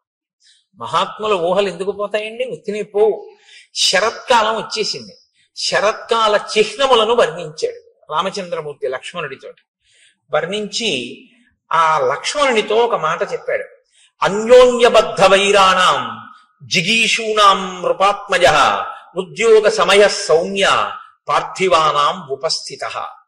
ఇయం సా ప్రథమా యాత్ర పార్థివానాం నృపాత్మజ నచ పశ్యామి సుగ్రీవం ఉద్యోగంచ తథావిధం. ఇప్పుడు శరదృతు వచ్చింది కాబట్టి ఆకాశం అంతా పిండారబోసినట్టుగా వెన్నెల ప్రకాశిస్తూ ఉంటుంది. కాబట్టి విశేషమైన చలిగాలులు కాని వర్షాలు కాని ఉండవు, వేడి ఉండదు. కాబట్టి రాజులందరూ కూడా జైత్రయాత్రలు చేస్తూ వాళ్ళు మనసులో విజయం పొందాలన్న ఆకాంక్షని నెరవేర్చుకునేటటువంటి సమయము ఆసన్నమైపోయింది. ఆ దిశగా ఉద్యోగం చేస్తున్నారు. ఉద్యోగం అంటే ప్రయత్నం. ఆ దిశగా రాజులందరూ ప్రయత్నం చేస్తున్నారు. నేను కూడా సీతమ్మ యొక్క ఎడబాటు వలన కలిగినటువంటి శోకము నుండి బయటికి రావడం కొరకు రావణాసురుని మీద యుద్ధానికి వెళ్ళవలసి ఉంది. కానీ ఎవరు నాకు ఇందులో తోడ్పడాలో ఆ తోడ్పడవలసినటువంటి ప్రధానమైన వ్యక్తి అయిన సుగ్రీవుడు మాత్రం అసలు దీని గురించి పట్టించుకున్నట్లు లేదు, విస్మరించాడు. అసలు ఇటువంటి ప్రయత్నం ఒకటి చెయ్యాలి అన్న ఆలోచన ముందు ఎవరికి రావాలో, ఇప్పుడు ఎవరికి వస్తే తప్ప కదలదో ఆయనకి రాలేదు. అంటే రాముడు ఒక్కడు చేయలేడా అండి? నరుడి కథగా మీరు వినండి. నేను మీతో తరచూ మనవి చేస్తున్నాను. ఇప్పుడు ఈ ఆక్రోశంలోంచి ఏ మాట వస్తుందో అదే వస్తుంది. మన్ని ఒక ఆయన పట్టించుకోలేదనుకోండి, అస్సలు ఏ ప్రాధాన్యత ఇవ్వకుండా ఏమీ పట్టించుకోకుండా నేను చేస్తానులేండి తప్పకుండానని అసలు ఆయన చేయడానికి దాని గురించి ఆలోచనే లేదనుకోండి, అప్పుడు మీరేమంటారు? అవును, నా గురించి ఎందుకు పట్టించుకుంటాడు, ఇప్పుడు నా అవసరం ఏం లేదుగా, ఇప్పుడు నా పని ఆయనకి ఏం లేదు, నన్ను చేతకానివాడు అనుకుంటున్నాడు, నేనేం చేయలేను అనుకుంటున్నాడు, అందుకని ఇప్పుడు నా గురించి అసలు ఆలోచన ఎందుకు చేస్తాడు? నేను వెళ్ళి ఆయన్ని అడిగితే చేసి పెడతానన్నాడు, కానీ కనీసం ఏమన్నా నేను లేదా చేస్తాను చేయట్లేదు, మీ మాట నాకు జ్ఞాపకం ఉందని కూడా అంటలేదు. చూసావా? అంటాడా? అందా? నరుడన్న వాడి మనస్వభావం అలాగే ఉంటుంది. దీని తరువాతి మాట అదే రావాలి. అలా రాకుండా ఏదో త్రికాల వీధిలా వశిష్ఠుల్లా విశ్వామిత్రుల్లా నాకు తెలుసు నీలుణ్ణి పంపించాడు, ఆ తర్వాత వ్యామోహంలోంచి బయటకు వస్తాడు, ఇలా మాట్లాడాడు అనుకోండి, నరుడు అవడు. నేను అందుకే మీకు తరచు మనవి చేస్తుంటాను, శ్రీరామ కథ నరకథ. ఒక నరుడు ఎలా ప్రవర్తిస్తాడో అలాగే మాట్లాడతాడు అని చెప్తుంటాను. కాబట్టి ఆయన అన్నాడు, అనాదోహృత రాజ్యోయం రావణేన చ దర్శిత దీనో దూరగృహ కామి మాం చైవ శరణంగతః. లక్ష్మణ, సుగ్రీవుడు ఏమనుకుంటున్నాడో తెలుసా? అనాథో, నేను అనాథుణ్ణి, నాకెవరు లేరు, నన్ను పట్టించుకునే వాళ్ళు లేరు. హృతరాజ్యోయం, నా రాజ్యం పోయింది. రావణేన చ దర్శిత, నేను రావణుడి చేత అవమానింపబడిన వాణ్ణి. దీనో, దీనుణ్ణి, నా భార్యని నేను రక్షించుకోలేని స్థితిలో ఉన్నవాణ్ణి. దూరగృహ, ఇంటి నుంచి చాలా దూరంగా ఉన్నాను, కష్టం చెప్పుకోవడానికి కూడా ఎవరూ లేరు. కామి, భార్య గురించి పరితపిస్తున్నటువంటి వాణ్ణి. మాం చైవ శరణంగతః, నేను ఆ సుగ్రీవుణ్ణి శరణాగతి చేసి ఉన్నవాణ్ణి. కాబట్టి ఇప్పుడు ఆయన అనుగ్రహాన్ని బట్టిన జీవితం తప్ప నా గురించి ఆయన పట్టించుకోవాలని ఎక్కడుంది లక్ష్మణ? ఈ మాట లక్ష్మణుడికి కోపం తెప్పిస్తుందా తెప్పించదా? అన్నయ్య ఏడిస్తే చూడలేని స్వభావం అనుకోండి. ఒక ఆయనకి రక్తం చూస్తే కళ్ళు తిరిగి పడిపోతాడు. ఆయన్ని తీసుకెళ్ళి మీరు నా గోరు చుట్టూ ఆపరేషన్ చేసేటప్పుడు నువ్వు నా చెయ్యెట్టుకో అంటే మీరు బాగానే ఉంటారు. ఆయన్ని తర్వాత మీరు సోడా క్యారేజ్ ఆయన్ని తేవాలి కదా. ఆయన రక్తం చూస్తే తట్టుకోలేడు అన్నప్పుడు మీరు ఆయన్ని తీసుకెళ్ళకూడదు మీ గోరు చుట్టూ ఆపరేషన్ చేయించుకోవడానికి కదండి. అంతేకాదు, మరి లక్ష్మణుడు రాముడి ఖేదాన్ని చూడలేడని రాముడికి తెలుసు, మరి ఎందుకు మాట్లాడుతున్నాడు అంటే ఒక్కొక్కసారి లోపల ఉన్నటువంటి శోకాన్ని ఆపడాన్ని నిగ్రహించడం ఎవ్వరికైనా సాధ్యం కాని స్థితి వస్తుంది. నరుడంటే అంతే. మనుష్యుడు అన్న మాటకు అర్థం ఏమిటంటే నిగ్రహించలేనంత బాధ కలుగుతుంది. అది తన భార్య విషయంలో కలిగితే ధర్మబద్ధం అండి. అది పరకాంత ఎందుకు కలిగితే తప్ప తన భార్య ఎందుకు కలిగితే వేళ దాటిపోతోంది, శరదృతువు కూడా వచ్చేసింది. మరి ఆయన బాధపడ్డాడంటే అందులో తప్పే ఉంది. అటువంటప్పుడు నన్ను ఇలా పట్టించుకోలేదని మాట్లాడితే ఎంత సహజంగా పూర్ణమైన నరుడిగానే రాముడు మాట్లాడుతున్నాడు తప్ప ఒక ఈశ్వరుడిగా రాముడు ఎప్పుడూ మాట్లాడలేదు రామాయణంలో. కాబట్టి ఇత్యేతై కారణై సౌమ్య సుగ్రీవస్య దురాత్మనః అహం వానరరాజస్య పరిభూతః పరంతప. అదిగో ఆ దురాత్ముడైనటువంటి సుగ్రీవుడున్నాడే, నన్ను పట్టించుకోకుండా ఇలా అవమానిస్తున్నాడు. నేను ఈ ఊరు బయట పర్వత గుహలో ఇలా పడున్నాను. తం ప్రవిశ్య చ కిష్కింధాం బ్రూహి వానరపుంగవం మూర్ఖం గ్రామ్య సుఖే సక్తం సుగ్రీవం వచనాన్ మమ. నువ్వు కిష్కింధా నగరంలోకి వెళ్ళు, అంతఃపుర ప్రవేశం చేయి, ఆ సుగ్రీవుడి దగ్గరికి వెళ్ళు. గ్రామ్య సుఖం అంటే కేవలము కామోపభోగమే జీవితానికి ప్రయోజనంగా బతుకుతున్నటువంటి ఆ సుగ్రీవుడి దగ్గరికి వెళ్ళి వచనాన్ మమ, నా మాటగా చెప్పు. అర్ధినాం ఉపపన్నానాం పూర్వంచా వ్యపకారిణాం అశాం సంసృత్యయో హంతి సలోకే పురుషాథమః. మిత్రులైన వారి దగ్గర ఉపకారాన్ని పొంది ప్రత్యుపకారం చేస్తానని మాట ఇచ్చి చెయ్యవలసిన ప్రత్యుపకారాన్ని చెయ్యకుండా వేళ దాటిపోయినా దాని గురించి పట్టించుకొని వాడెవరున్నాడో వాడిని పురుషాధముడు అని లోకం పిలుస్తుంది. శుభం వా యది వా పాపం యోహి వాక్యం ఉదీరితం సత్యేన ప్రతిగృహ్ణాతి సవీర పురుషోత్తమః. అది చేసేటటువంటిది పాపమా పుణ్యమా అన్నది కూడా పక్కన పెట్టి మిత్రుడికి ఇచ్చినటువంటి మాటకి కట్టుబడి ఆ కార్యం చెయ్యడానికి ప్రయత్నించేవాడెవడో వాణ్ణి పురుషోత్తముడు అని పిలుస్తారు. కృతార్థాహ్యకృతార్థానాం మిత్రాణం నభవంతి తాన్ మృతానపి క్రవ్యాదాహ కృతఘ్నాన్ నోపభుంజతే.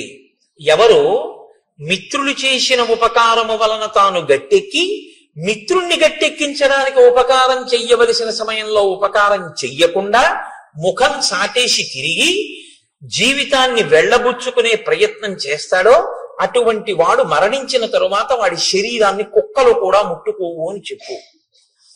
నూనం కాంచన పృష్టస్య విరుష్టస్య మయారణే ద్రష్టుం ఇచ్చతి చాపస్య రూపం విద్యుత్ గణోపమం. బంగారు మొనలతో ఉన్నటువంటి నా ధనస్సుని పట్టుకుని నేను మళ్ళీ యుద్ధ భూమిలో నిలబడి వింటినారిని విప్పి ధనస్సుని వంచి వింటినారిని కట్టి నా అక్షయ బాణ తూణీరంలోంచి మెరిసిపోతున్న బంగారు బాణాన్ని వింటినారిని టంకారం చేసి బాణమును తొడిగి ప్రయోగించడానికి సిద్ధపడినప్పుడు వచ్చేటటువంటి పిడుగుల ధ్వనిని వినాలని సుగ్రీవుడు కోరుకుంటున్నాడేమో కనుక్కో. అంటే విడిచిపెట్టడానికి సిద్ధంగా లేనని చెప్పు. ఎంత మర్యాదగా ఉంటుందో చూడండి ఆ మాట.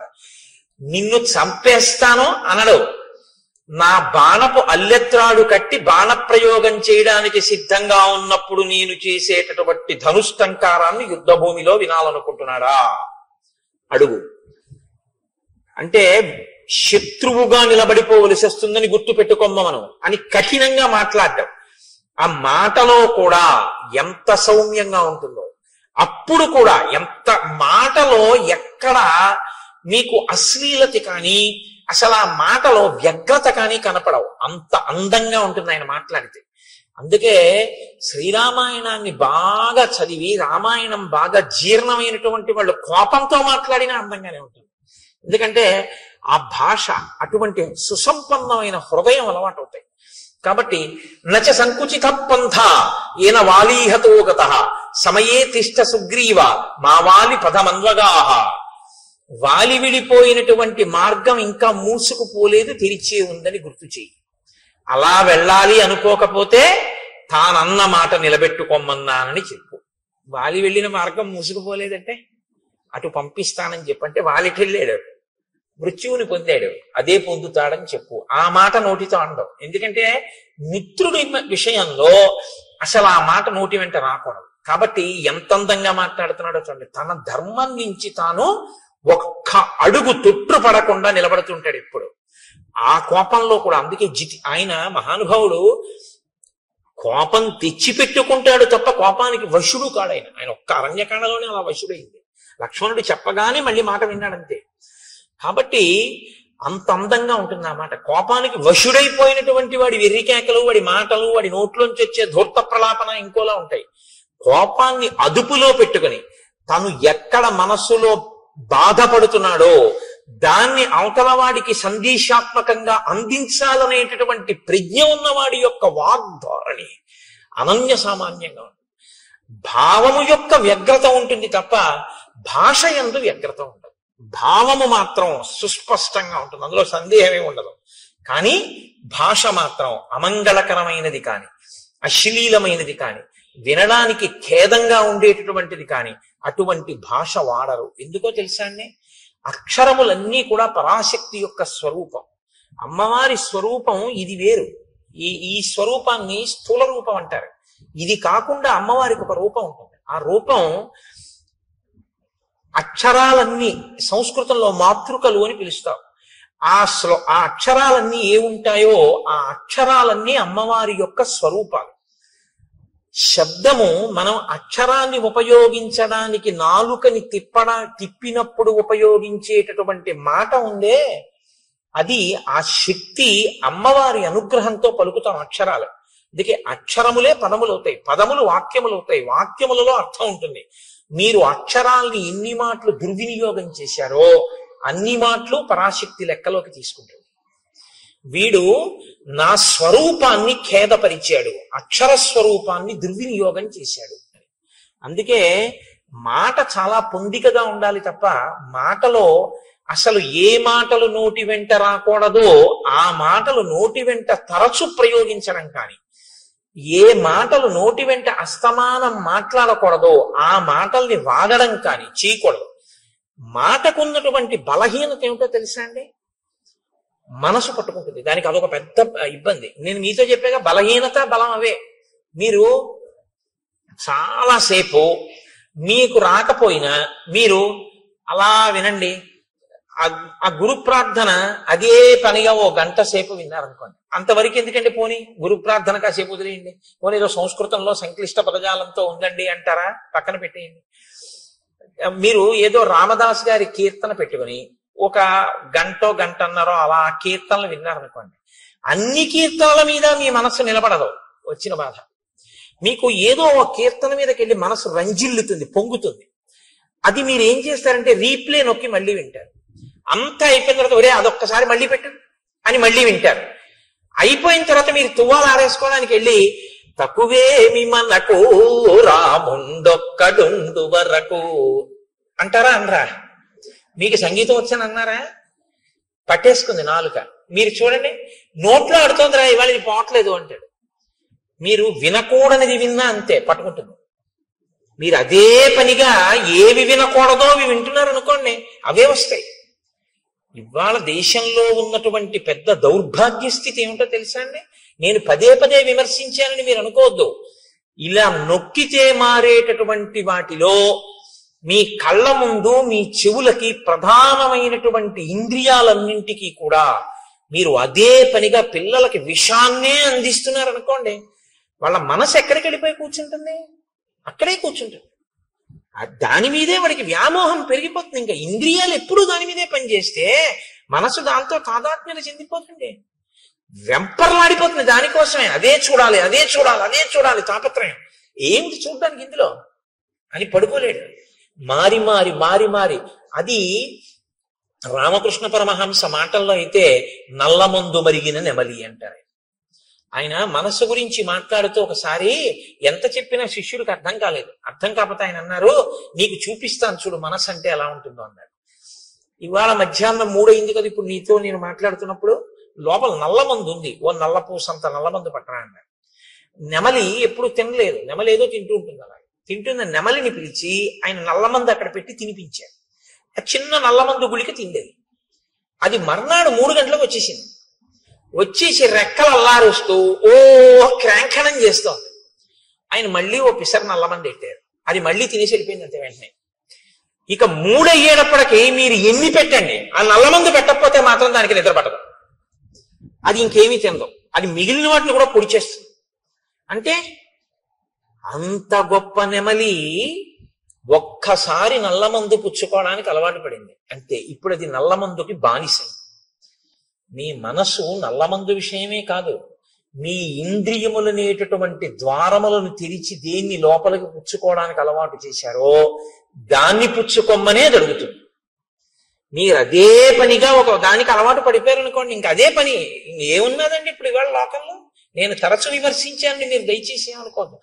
వేళ లేదు, పాలలేదు. అసుర సంధ్య వేళ దీపాలు పెట్టారు అంటే సనాతన ధర్మంలో ఈ దేశంలో ఒక గౌరవం ఉంది. దీపం పెడితే ప్రతి ఇంటిలోనూ కూడా గృహలక్ష్మి అయిన ఆడది మంగళసూత్రాన్ని కళ్ళకద్దుకుంటుంది. అవునా కదా? సంధ్యాదీపం వెలిగించారు అంటే మంగళసూత్రాన్ని కళ్ళకద్దుకుని ఓసారి ఆ గౌరమ్మకి నమస్కారం చేస్తారు.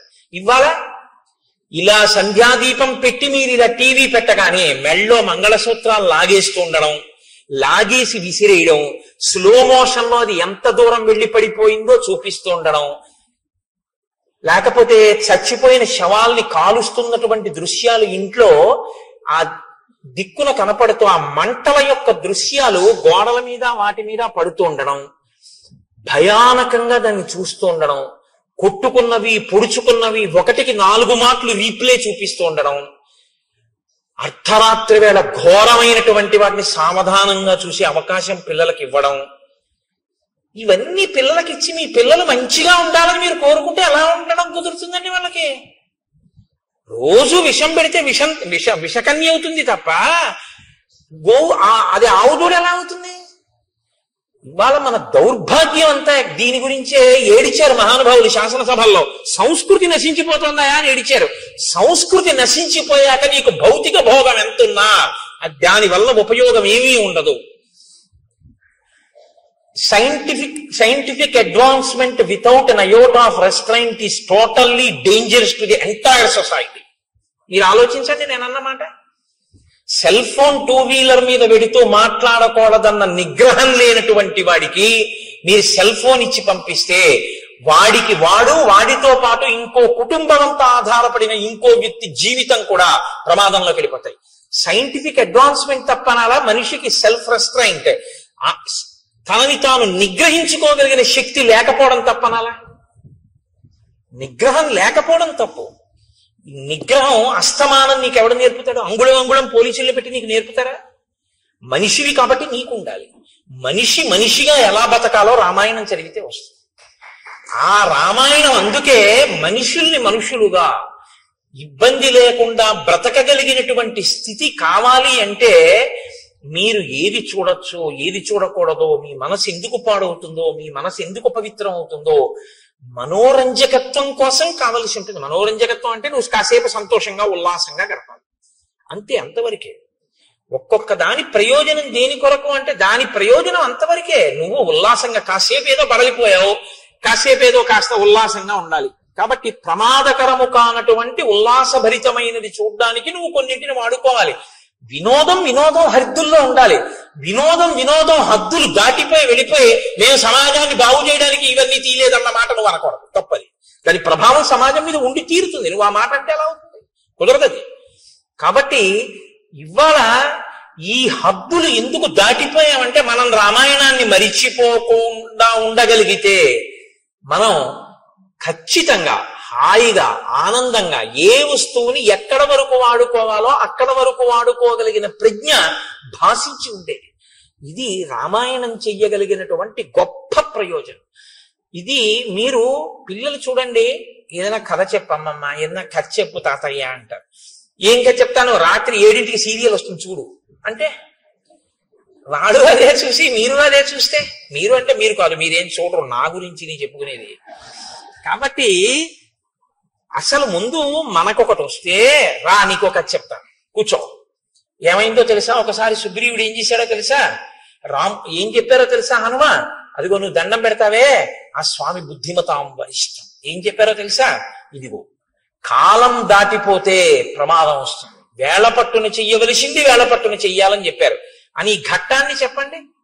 ఆ పసిపిల్లల మనస్సు మీద కాలము యొక్క విలువ, చేయవలసిన వేళకి చెయ్యడం అనేటటువంటిది ఎంత ముఖ్యమో నాటుకుంటుంది. పిల్లల హృదయాలు ఎటువంటివో తెలుసా అండి?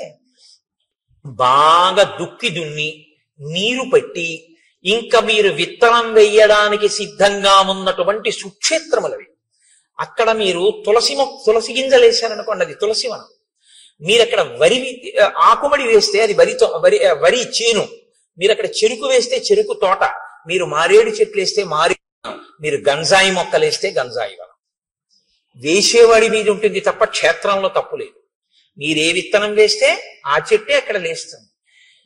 తప్పంటూ ఎక్కడైనా ఉంటే మనం పిల్లల మనసుల్లో వెయ్యకూడనివి వేసిన పెద్దలది తప్పు తప్ప అది పుచ్చుకోవడానికి సిద్ధంగా ఉన్న క్షేత్రంది ఎప్పుడూ తప్పు కాదు. అందుకే పిల్లల మనసుల్లో వెయ్యవలసిన విత్తనం వెయ్యడం తన బాధ్యతగా గుర్తించకపోవడం కూడా దోషమే. తన కర్తవ్యం తను చెయ్యాలి, పిల్లలకి చెప్పవలసింది తాను చెప్పాలి. వాళ్ళు విన్నారా వినలేదా నీకు అనవసరం, నీ కర్తవ్యం నువ్వు చేసావా లేదా, ఒక్కడు బాగుపడ్డాడు చాలు. నీ పిల్లలకి నువ్వు చెప్పాలి, వాడు విన్నాడా వినలేదా నీకు అనవసరం, నీ కర్తవ్యం నువ్వు చెయ్యి. ఇది శ్రీరామాయణం మనకి నేర్పుతుంది. కాబట్టి హనిష్యామి సబాంధవం, వాలిని ఒక్కడే చంపేశాను ఒక బాణంతో, సుగ్రీవుణ్ణి సబాంధవంగా బంధువులందరితో చంపేస్తానని చెప్పి. ఇప్పుడు ఈ మాట లక్ష్మణుడు ఇది విన్న తర్వాత అన్నయ్య అంత బాధపడుతున్నాడు అంటే ఊరుకుంటాడండి. ఈ రెండిటికి ఒక తేడా ఉంది. ఒకటి అంటిస్తే పేలిపోతుంది, ఒకటి పేలద్దులే అనుకుంటే ఆగిపోతుంది. దీనికి ఆ నిగ్రహ శక్తి ఉంది, దానికి ఆ నిగ్రహ శక్తి తక్కువ. కాబట్టి ఇప్పుడు రాముడు అమ్మ బాబోయ్ వీణ్ణి వెళ్ళమన్నాను, నేను బాధపడ్డం విన్నాడు, ఇప్పుడు వెళ్ళి సుగ్రీవుని చంపేస్తాడు బాణం వేసి.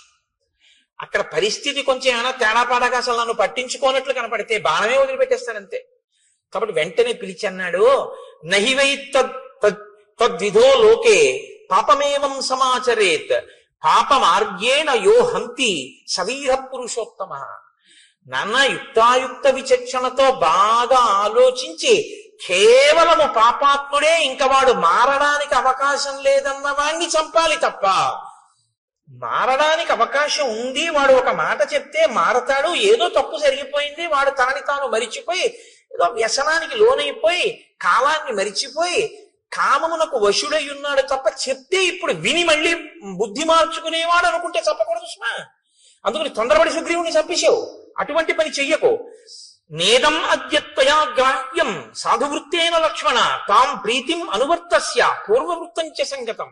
నువ్వు వెళ్ళేటప్పుడు సుగ్రీవుడితో పూర్వ స్నేహం ఎలా ఉండేదో, మనం అందరం ఎంత ప్రేమగా మాట్లాడుకునే వాళ్ళమో, మన పట్ల సుగ్రీవుడు ఎంత ప్రీతిపాత్రుడో బాగా స్మరించుకుంటూ వెళ్ళు. మీరు ఏది స్మరించుకుంటూ వెడితే మనసు అలా ఉంటుంది. మీరు వ్యగ్రతతో అన్నయ్య కోపమే తలుచుకుంటూ వెడితే కట్టలు తెచ్చుకుంటుంది.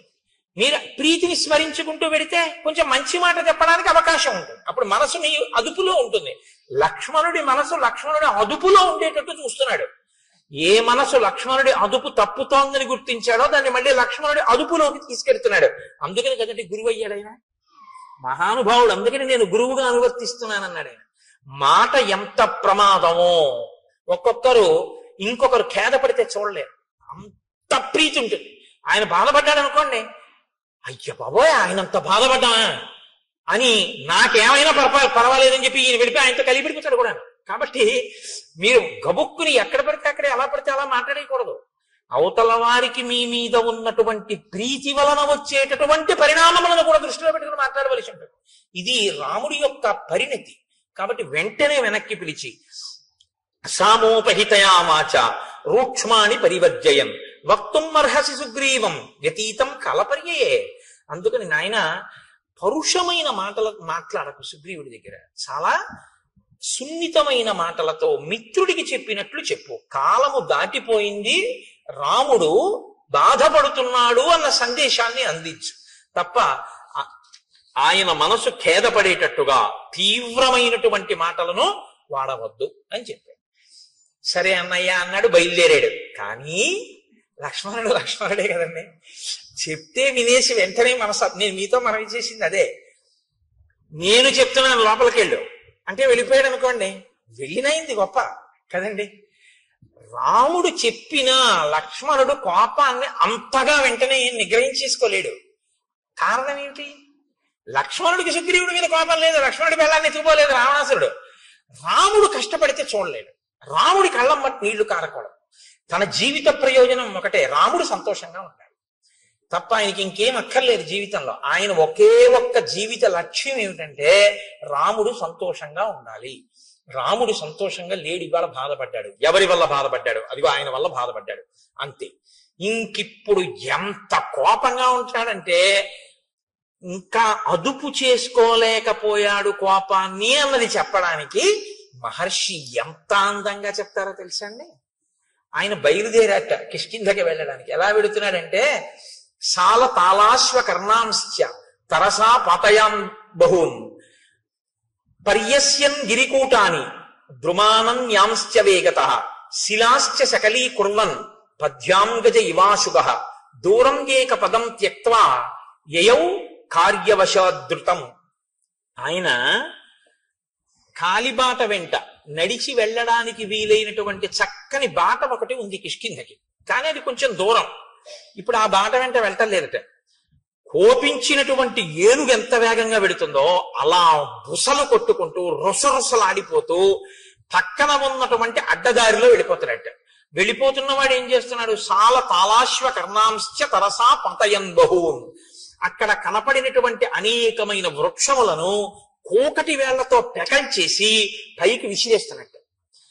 పర్వత శిఖరములు కనపడితే పరిగెత్తుకుంటూ వెళ్ళి ఆ శిఖరములను ఊపేసి వాటిని చేత్తో పట్టుకుని ఆకాశంలోకి విసిరేసి ముక్కు ఇలా అనుకుంటూ బుసలు కొడుతూ ఆ వెళ్ళిపోతున్నప్పుడు శిలాశ్చ సకలీకుర్వన్ అలా వెళ్ళిపోతూ చూడండి రాయి కనపడుతుంది, దాన్ని ఒక్క తన్ను తన్ని బదలు కొట్టేస్తున్నట్టు. ఎందుకు? తన దారిని తాను వెళ్ళాలి, కానీ ఒక్కొక్కడు చూడండి నడుస్తూ రాళ్ళు తంతుంటాడు, అది ఎవరి మీదకో వెళ్ళి తగులుతుంది. అలా శిలాశ్చ సకలీకుర్వన్ రాళ్ళు బద్దలైపోయేటట్టుగా తంతున్నట్టు వాటిని తంతు పద్యాంగజ ఇవాశుభ అత్యంత వేగంతో వెళ్ళిపోతున్న ఏనుగుల దూరం ఏక పదం త్యక్త్వా ఆ సౌకర్యంగా వెళ్ళగలిగినటువంటి మార్గాన్ని విడిచిపెట్టేసి యయౌ కార్యవశాద్భుతం పనిని సాధించుకోవడం కోసమని దగ్గర త్రోవలో వెళ్ళిపోతున్నట్ట. అంటే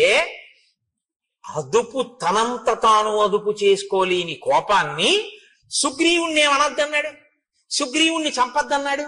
ఇప్పుడు సుగ్రీవుణ్ణి చంపకుండా సుగ్రీవుణ్ణి ఏమనకుండా నిగ్రహించుకోవాలంటే కోపాన్ని దేని మీద పెట్టాలి. అత్త మీద కోపం దుత్త మీద చూపించారంటారు. ఆఫీస్లో బాస్ ఏమనలేక ఇంట్లో వచ్చి భార్యను తిడుతుంటాడు ఒక్కొక్కడు, అలా ఉంటుంది. అందుకని చెప్పి ఇప్పుడు సుగ్రీవుణ్ణి ఏమనకూడదు కాబట్టి పాపం చెట్లు ఏం చేసాయి, వాటిని పీకేస్తున్నాడు. పర్వత శిఖరాలు ఏం చేసాయి, వాటిని పీకేసేసి ఆకాశంలోకి విసిరేస్తున్నాడు. రాళ్ళు ఏం చేసాయి, వాటిని బదలు కొట్టేస్తున్నాడు. అంటే కొంత కోపం తీరిపోతుంది అన్నమాట. అంటే ఇంకా తట్టుకోలేకుండా అన్నయ్య చెప్పిన మాటకి కట్టుబడాలి. మరి అన్నయ్య అందు భక్తి, అలా కట్టుబడాలంటే ఈ కోపం ఇంకోళ్ళ మీద చూపిస్తున్నాడు. అంటే కోపం పోయిందా? పోగొట్టుకునే ప్రయత్నంలో ఉన్నాడు ఇంకాను. కానీ తొందరగా వెళ్ళా సుగ్రీవుని అడగాల, అన్నయ్యని ఏడిపిస్తాడా వీడు? ఇది బాధ, అందుకని అడ్డత్రోవలో వెళ్ళిపోతున్నాడు. అంటే లక్ష్మణ భక్తిని ఆవిష్కరిస్తుంది. ఇంకా లక్ష్మణుడికి జీవితంలో రాముడు సంతోషంగా ఉండడం కన్నా ఇంకొక అన్య ప్రయోజనం లేదు. దీనివల్ల మనకేమర్థం అవుతోంది? రాముడు సంతోషంగా ఉంటే లక్ష్మణుడు సంతోషంగా ఉంటాడు. రాముడు ఏడిస్తే లక్ష్మణుడు ఎవడు ఏడిపించాడని అడుగుతాడు, ఎవడు ఉండడం. అంతే కదా దాని అర్థం. అంతగా రామునితో మమేకమైపోయి రాముని యందు అంత భక్తి ప్రపత్తులు ఉన్నవాడు లక్ష్మణుడు. కాబట్టి ఇప్పుడు ఆయన గబగబ గబగబా బయలుదేరి ఆ కిష్కింధ సామ్రాజ్యం దగ్గరికి వెళ్ళాడు.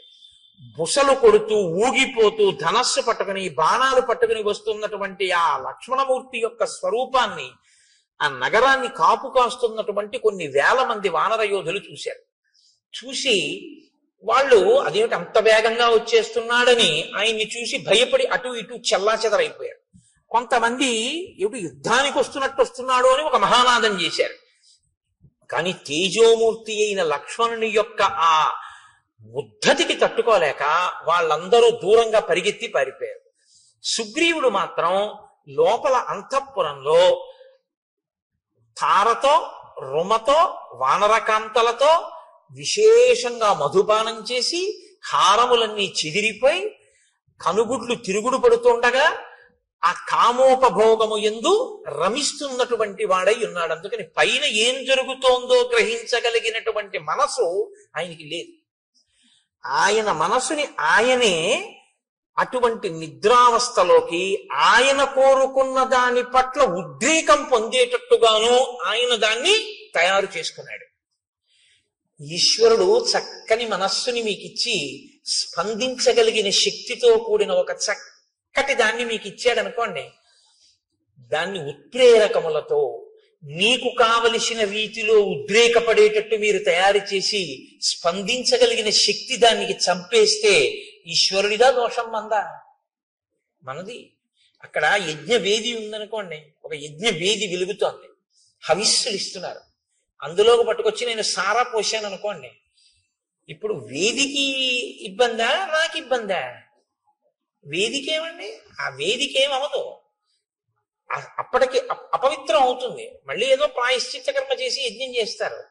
కానీ పోషిన నేను నాకిక నిష్కృతి ఏముంది? ఇక్కడ స్వయంగా పరమేశ్వరుడే కూర్చుని అగ్నిహోత్ర జ్వాలగా వెలుగుతున్నాడు. వెలిగి మనం వేసిన పదార్థాలన్నిటినీ ఆయన పచనం చేస్తున్నాడు. పచనం చేసి నెత్తుటిగా మార్చి దీంట్లోకి ప్రవహింపచేసి తెల్లవారేటప్పటికి పిప్పిని విసర్జించడానికి వీలుగా సిద్ధం చేస్తున్నాడు. నేను నిద్రపోతానేమో కానీ ఆయన నిద్రపోడు. అహం వైశ్వానరో భూత్వా ప్రాణినాం దేహమాశ్రితః ప్రాణాపాన సమాయుక్తం పచాన్యన్నం చతుర్విధం. ఆ అగ్నిహోత్రం వెలుగుతూనే ఉంటుంది. నేను నిద్రపోవచ్చు, ఆయన రాత్రి నేను తిని పడుకున్న దాన్ని లోపల యజ్ఞాగ్ని యందు పచనం చేసి దగ్ధం చేసి శక్తినిచ్చి పిప్పిని తెల్లవారేటప్పటికి సిద్ధం చేస్తాడు. అటువంటి అగ్నిహోత్రంలో మీరు పొయ్యకూడంది పోశారనుకోండి, ఇప్పుడు లోపల అగ్నిహోత్రానికి ఇబ్బందా? ఈశ్వరుడి ముఖం మీద పోసినందుకు నువ్వు పాపాన్ని మూట కట్టుకుంటున్నావా? ఆ తత్వాన్ని పరిశీలనం చెయ్యగలిగితే మీరు చెయ్యలేరు. బలహీనత నుంచి బయటపడడానికి ఒకే ఒక్క ఆధారం ఏమంటే అది ఎటువంటి అపచారమో మీరు గుర్తించడమే. అది అపచారమో అని మీరు గుర్తించగలిగితే, మీ మనసు పట్టుకోగలిగితే ఇక మీరు చేయలేరు. అదే మనసు తిరగబడుతుంది, వద్దు వద్దు తప్పిది, అలా ఎలా చేస్తావు అంటుంది. అలా ఎలా చేస్తావు అని అన్ననాడు మీరు ఇంక చేయలేరు. అలా ఎందుకు చేస్తావని ఎంతమంది చెప్పినా మీరు చేయకుండా ఉండలేరు. మీరు నా మాట పట్టుకున్నారో లేదో? మీరు పట్టుకున్నారని నేను అనుకుంటున్నాను. ఇంకా మళ్ళీ ఇన్ని మాటలు మళ్ళీ మళ్ళీ చెప్పక్కర్లేదు, ఎందుకంటే మీరు ప్రాజ్ఞులు కనుక. ఇప్పుడు ఆ లోపలికి వెళ్ళినటువంటి ఆ లక్ష్మణుడు అంగదుణ్ణి చూశాడు. అంతఃపురం బయట అంగదుడు ఉన్నాడు. అంగదుణ్ణి పిలిచన్నాడు, సోంగదం రోషతాం రాక్షః సందిదీశ మహాయశాః సుగ్రీవ కద్యతాం వత్స మమాగమనమిచ్యుత ఏష రామానుజ ప్రాప్తః త్వత్సకాశం అరిందమ భ్రాతుర్వ్యసన సంతప్తో ద్వారి తిష్టతి లక్ష్మణః తస్య వాక్యే ఇది రుచిః క్రియతాం సాధు వానర ఇత్యుక్త్వా శీఘ్రమాగచ్చ వత్సవాక్యమరిందమ. నువ్వు లోపలికి వెళ్ళి నీ పినతండ్రి అయినటువంటి సుగ్రీవుడితో ఒక మాట చెప్పు. రామచంద్రమూర్తి శోకమును పొంది ఉన్నాడని, రామచంద్రమూర్తి మాటలు చెప్పడం కోసం ఆయన తమ్ముడైన లక్ష్మణమూర్తి వచ్చాడని, ద్వారం వద్ద ఎదురు చూస్తున్నాడని, నీతో వచ్చి మాట్లాడాలనుకుంటున్నాడని, లోపలికి వెళ్ళి నీ పినతండ్రితో చెప్పి నీ పినతండ్రి ఏమనుకుంటున్నాడో వచ్చి నాతో చెప్పు అని ఆయన అక్కడ నిలబడ్డాడు. ఈ అంగదుడు లోపలికి వెళుతున్నాడు. అది మంత్రులంటే, సచివులంటే అది, దూరదృష్టి అంటే అది. ప్లక్షుడు ప్రభావుడు అనబడేటటువంటి ఇద్దరు ఆ మంత్రులు కూడా అంగదుడితో పాటు లోపలికి వెళ్ళారు. మంత్రులు లోపలికి వెళితే దాన్ని ఎవరు అభ్యంతర పెట్టడానికి వీలుండదు. అంగదుడితో పాటు వెళ్ళారు. వాళ్ళకి తెలుసు. ఇప్పుడు లక్ష్మణమూర్తి ఒక పిల్లవాడికి చెప్పాడు, యువరాజుకి. యువరాజుకు కూడా భయమే లక్ష్మణుడు అంటే. తీరా వెళ్ళిన తర్వాత ఇప్పుడు అంగదుడు కర్తవ్యం చేయడమా, అంగదుడు చెప్పిన దాన్ని బట్టి సుగ్రీవుడు ప్రాణాలు నిలబడ్డమా అన్నది ఎవరి చేతిలో ఉంది?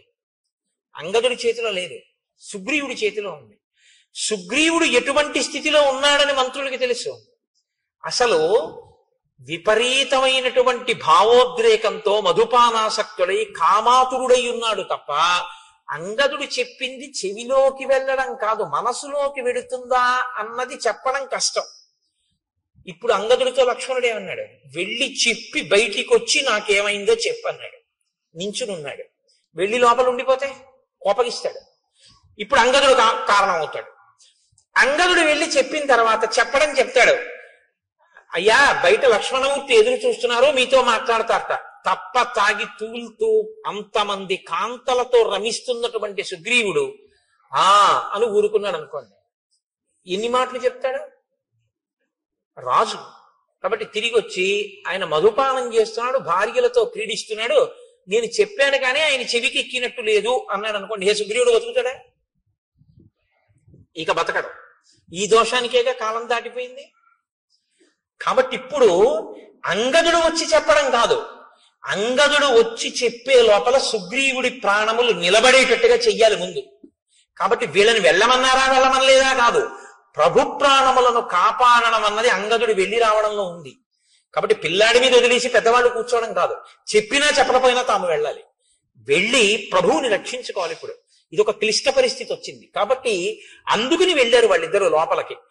అంటే మంత్రులు అన్న వాళ్ళ యొక్క నడవడి ఎలా ఉండేదో, ఎంత గొప్పగా ప్రవర్తించేవారో, ఎంత దూరదృష్టితో వాళ్ళు ఉండేవారో ఒక సంఘటనని చూస్తే శ్రీరామాయణాన్ని పరిశీలనం చేస్తున్నప్పుడు ఆశ్చర్యంగా ఉండదు. పెద్దరికము అన్న మాట యొక్క బాధ్యత, కర్తవ్యం ఏమిటో. పెద్దరికం ఉన్నవాడు విషయాన్ని మనసులో పెట్టుకుని అది పగలకుండా ఎలా రక్షించాలో, ఎంత జాగ్రత్తగా తాను ప్రవర్తించవలసి ఉంటుందో. రామాయణం చదివితే మీకు అటువంటి ఆలోచన ధోరణి అలవాటు అవుతుంది. పెద్దరికం అన్న మాట పెద్దరికంగా నిలబెట్టుకోవడం అలవాటు అవుతుంది. కీర్తి కోసం పెద్దరికం కాదు. ఏరా ఇంతసేపు అయింది, నువ్వు నమస్కారం పెడతావో లేదో అని చూస్తున్నాను, నేనెందుకు కనపడతాను రా అండం కాదు పెద్దరికం అంటే. వస్తున్న ఇబ్బందుల్ని కడుపులో పెట్టుకుని అవి పగలకుండా రక్షించగలిగినటువంటి నైపుణ్యంతో ప్రవర్తించగలగడం పెద్దరికం. అది నీకుండాలి. అంతేగాని పెళ్లిలో మనం చూస్తుంటాం, కొంతమంది కాలు మీద కాలేసి కూర్చుంటారు. ఏ మనవడి వరసవాడో ముని మనవడి వరసవాడో అలా వెళ్తుంటాడు. వీళ్ళు పలకరించరు. అంటే వీళ్ళు పలకరిస్తే వీళ్ళ మర్యాద పోయినట్టే. పాపం ఆ పిల్లాడేదో అటు ఇటు తిరిగి అందరినీ పలకరించి ఒక గంట పైకి మీ తాతగారు అదిగోరా అంటారు. వచ్చి తాతయ్య నేను ఇదిగో ఇప్పుడే వచ్చాను, తాతయ్య బాగున్నావా అంటాడు. చూస్తున్నాను రా, 11 వచ్చావు, 1 గంట అయింది, తాతయ్య ఇప్పుడు కనపడ్డాడు నీకంటాడు. నువ్వు చూసావుగా, నువ్వెందుకు వెళ్ళి పలకరించావు? కాల్సనా నీ పెద్దరికం? మనవాణ్ణి చూసి నువ్వు వెళ్ళి పలకరించలేవు? ఏమిటి నీ పెద్దరికం? నీకు నమస్కారం చేయాలని నువ్వు అనుకుంటే రోడ్డు పక్క పెరిగిన చింత చెట్టుకి నమస్కారం చేయాలి, నీకన్నా ముందు పుట్టింది. వయస్సు వల్ల కాదు పరిణితి, జ్ఞానము వలన పరిణితి, నీ ప్రవర్తన వలన పరిణితి. అన్ని వేళలా వయస్సుతో పెద్దరికాన్ని గౌరవించడం కూడా చాలా కష్టంగా ఉంటుంది. ఆ పరిణితిని సంతరించుకోకపోతే ఆ పెద్దరికాన్ని భరించడం కష్టం. కాబట్టి పెద్దరికం వయస్సుతో పాటు అనుభవాన్ని పెంచుకోవాలంటే ఒక్కటే రామాయణం చదువుకోవడమే. రామాయణం బాగా చదువుకుంటే ఇలా ఉండాలన్నమాట అని బాగా అర్థమవుతుంది. ఎక్కడ ఏ పరిస్థితి ఉందో అక్కడ తాను చొరవ తీసుకుని వెళ్ళి నాన్న ఇలా కాదు ఇలా చెయ్యి అని చక్కగా చెప్పి కార్యం బాగా జరిగేటట్టు చేసి నా పెద్దరికం నిలబడింది చక్కగా చేయించేశాను కదా అని పొగట్ట కోసం ఆశించకుండా నువ్వు వెళ్ళిపోతావు అంతే సంతోషంగా. అది పెద్దరికం అన్న మాటకు అర్థం తప్ప నాకేమిస్తారు దీనివల్ల, నాకేం వస్తుంది ప్రయోజనం దీనివల్ల, ఇక్కడ నా పెద్దరికం గుర్తించారా లేదా. కొంతమంది చూడండి, చాలా ఆశ్చర్యంగా ఉంటుంది. బ్రహ్మస్థానంలో ఒక ఆయన కూర్చుంటారు, ఆయనకి తెలియదండి వైదిక మార్గం, ఆయన చేయిస్తాడు. కాదు, ఆవిడ ప్రత్యేకం ఓ చిన్న చాపం కేసుకి అక్కడ కూర్చుంటుంది. కూర్చుని మా ఇంట్లో అది అలవాట్లేదు, అది వద్దంటుంది. అదేమిటమ్మా, వేద ప్రోక్తం అమ్మా, ఇది చెయ్యాలి, మాకు అలవాట్లేదు, వీలు లేదండి. ఏం తెలుసు, ఏం తెలియదు, ఏం తెలియకపోయినా ఎందుకు అలా అంటాం అంటే పెద్దరికం. అలా చేయిస్తే తన పెద్దరికం నిలబడిందని ఓ సంతోషం. ఇప్పుడు అది కొంచెం అలా కుదరలేమ్మా, నువ్వు ఊరుకో అమ్మా చెయ్యి అన్నారు అనుకోండి, ఇంకా నేను ఎందుకని పెట్టేసరి చేసుకుంటున్నాడు.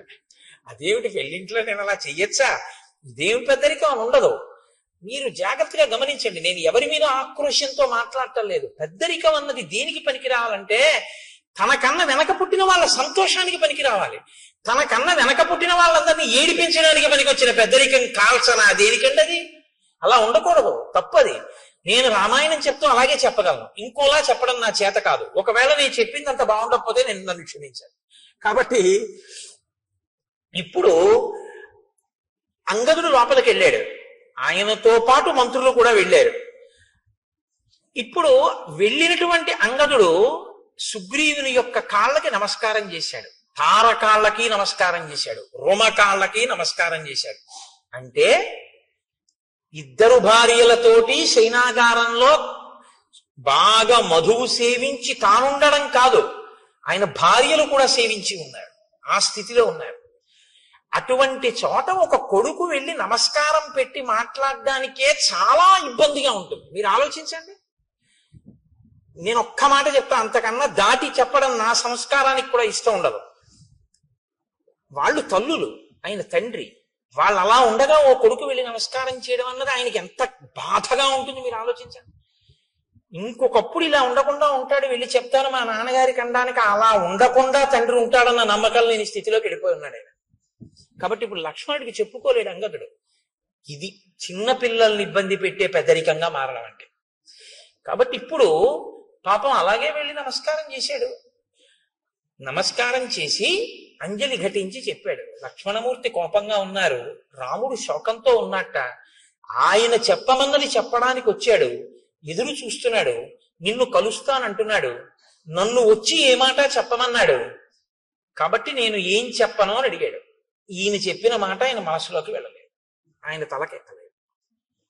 ఎందుకు ఎక్కలేదంటే ఆయన మనసు ఇక్కడ లేదు, ఇంకొక దాని యందు అనురక్తమై ఉంది. కాబట్టి ఇప్పుడు ఆయన వినే స్థితిలో లేడు. ఇప్పుడు కాసేపు మీరు ఆ పనులు ఆప్ చేసి ఈ వినండి అనే స్థితిలో కొడుకు లేడు. చూడండి, ఆ వ్యసనము హనుమ చెప్పింది ఇదే కదా, వచ్చేసిందా లేదా పరిస్థితి. చూస్తుండగా వచ్చేసింది అంతే, ప్రాణ సంకటంలో గడిపాడు సుగ్రీవుడు. ఇప్పుడు ఈశ్వరానుగ్రహం పనిచేసింది. కేవలం మిత్రుడు చంపకూడదు అనుకున్న రాముని యొక్క అనుగ్రహమే బహుశా సుగ్రీవుణ్ణి కాపాడు. లక్ష్మణుని యొక్క కోపంతో లక్ష్మణుడు దగ్గరికి వచ్చి అంగదుడు మాట చెప్పిన తరువాత లోపలికి వెడదామని ముందుకు నడిచొస్తున్నటువంటి లక్ష్మణుణ్ణి చూసి భయపడిపోయినటువంటి కొన్ని వేల వానరములు ఏకకాలంలో ఒక పెద్ద నాదం చేశాయి. లోపలికి వెళ్ళిపోతున్నాడు, ఇంత కోపంగా ఉన్నాడు, అంగదుడు పైకి రాలేదు, ప్రభువు మత్తిల్లి ఉన్నాడు, ఏమవుతుందో అని వాళ్ళు ఒక పెద్ద నాదం చేశారు అందరూ. ఇన్ని వేల వానరములు ఒక్కసారి నాదం చేస్తే సుగ్రీవుడు ఉలిక్కి పడ్డాడు. అంటే ఆయన ఎంత తాగి ఉన్నాడో, ఎంత మత్తులో ఉన్నాడో మీరు ఆలోచించారు. ఇప్పుడు ఆయన ఉలిక్కి పడి సచివుల్ని పిలిచాడు. అందుకొచ్చారు ఆ ప్లక్షుడు ప్రభావుడు, వెంటనే మంత్రుల దగ్గరికి వచ్చారు. అన్నాడు, ఎందుకు అలా అరుస్తున్నారు వానరులు అని అడిగాడు. అప్పుడు వాళ్ళు చెప్పారు, ఎందుకు అరుస్తున్నారు ఏమిటి. లక్ష్మణమూర్తి వచ్చాడు, రాముడు కోపంగా ఉన్నాడు, రాముడు శోకిస్తున్నాడు, సందేశం పట్టుకొచ్చాడు, నీతో మాట్లాడతాట, నీ దగ్గరికి వస్తాట, ఏం చెప్పమంటావు అని అడిగాడు. అడిగితే ఇప్పుడు అన్నాడు, సర్వదా సుకరం మిత్రం దుష్కరం పరిపాలనం అనిత్యత్వాచ్చ చిత్తానాం ప్రీతిరల్పేపి విద్యతే. నేను రాముని పట్ల ఏ అపచారము చేయలేదు, రాముడి పట్ల ఒక్క మాట తప్పుగా మాట్లాడలేదు. బహుశా రాముడితో నా స్నేహాన్ని చెడగొట్టడానికి నేనంటే కిట్టని వాళ్ళు ఎవరో నేను సుఖపడ్డం ఇష్టం లేక రామలక్ష్మణులకి నా మీద ఏవో చాడీలు చెప్పి ఉంటారు. చెప్పినా రామలక్ష్మణులు నమ్మకూడదే, ఇంత ఆగ్రహం ఎందుకు వచ్చింది అని ఇప్పుడు పెద్దల మాటలు జ్ఞాపకానికి వచ్చాయి. ఇప్పుడు అన్నాడు, సర్వదా సుకరం మిత్రం దుష్కరం పరిపాలనం. స్నేహం చెయ్యడం మొదలు పెట్టడం తేలిక, స్నేహాన్ని నిలుపుకోవడం చాలా కష్టం అన్నాడు. ఇంత పెద్ద మాట చూడండి. ఈ ఏడాది మీకు ఒకళ్ళని పరిచయం చేస్తాడు. పరిచయం చేసి, ఈయన నాకు ఆప్తమిత్రుడండి, ఈయన నాకు కుడి చెయ్యి అంటాడు. ఓ 2 ఏళ్ళు పోయాక ఆయన మళ్ళీ వస్తాడు. ఏమంటే మీ పక్కన ఆయన ఉండేవారు కదా, ఆయన మీ కుడి చెయ్యి అనేవారు కదా, ఆయన ఏది అంటాడు. అప్పుడు తెలుసుకోలేకపోయానంటే వాడు దుర్మార్గుడు, వాడిని వదిలేశానంటాడు. ఇప్పుడు వచ్చిన ఆయన ఏమనుకుంటాడు, ఒరే కుడి చెయ్యి అనేవాడు అంత గొప్పగా చెప్పేవాడు ఈడు ఇప్పుడు మళ్ళీ 2 ఏళ్ళు పోయాక వచ్చేటప్పటికీ అబ్బాయి వాడు ద్రోహంటున్నాడు ఏంటి అనుకుంటాడా అనుకోడా? తనంత తాను విడిచిపెట్టేయవలసినంత స్థితిని అవతలవాడు కల్పించుకుంటే తప్ప, మీరందుకే స్నేహం మొదలు పెట్టేయడం చాలా తేలిక, స్నేహాన్ని నిలబెట్టుకోవడం చాలా చాలా కష్టం. ఇప్పుడు అంటున్నాడు ఆ మాట. రాముడితో స్నేహం మొదలు పెట్టడం తేలికైంది, ఇప్పుడు ఆ స్నేహాన్ని నిలబెట్టుకోవడం కష్టం అవుతోంది. ఎందుకో తెలుసా? అనిత్యత్వాక్ష చిత్తానాం. మనసు ఉంది చూశారు, ఇది ఒకలా ఉండదు. ఒక్కొక్కప్పుడు ఒక్కొక్కలా ఉంటుంది. అప్పుడు మాట ఇచ్చాను, ఇప్పుడేమో ఇలా ఉన్నాను. చూశారు ఎంత ప్రమాదం వచ్చిందో? ప్రీతి రల్పేపి భిద్యతే. చిన్న విషయానికి ఒక్కొక్కసారి చాలా ప్రమాదాలు వచ్చేస్తాయి. కాబట్టి స్నేహాన్ని నిలబెట్టుకోవడంలో ఇబ్బంది వచ్చింది అన్నాడు. అని ఇప్పుడు రాముడు చేసినటువంటి మేలు ఏదైతే ఉందో దానిని మాత్రము నేను ఎన్నడూ మరువను. అంతటి మహానుభావుడు రామచంద్రమూర్తి నాకంత ఉపకారం చేశాడు. ఆయనకి నేను ఏ చిన్న ప్రత్యుపకారము చేయలేకపోతున్నానో అని బాధపడుతున్నాను. వాలిని వధించి నాకు రాజ్యం ఇచ్చాడు. ఇవాళ నేను అనుభవించే సుఖాలన్నీ కూడా రాముడు పెట్టిన భిక్ష.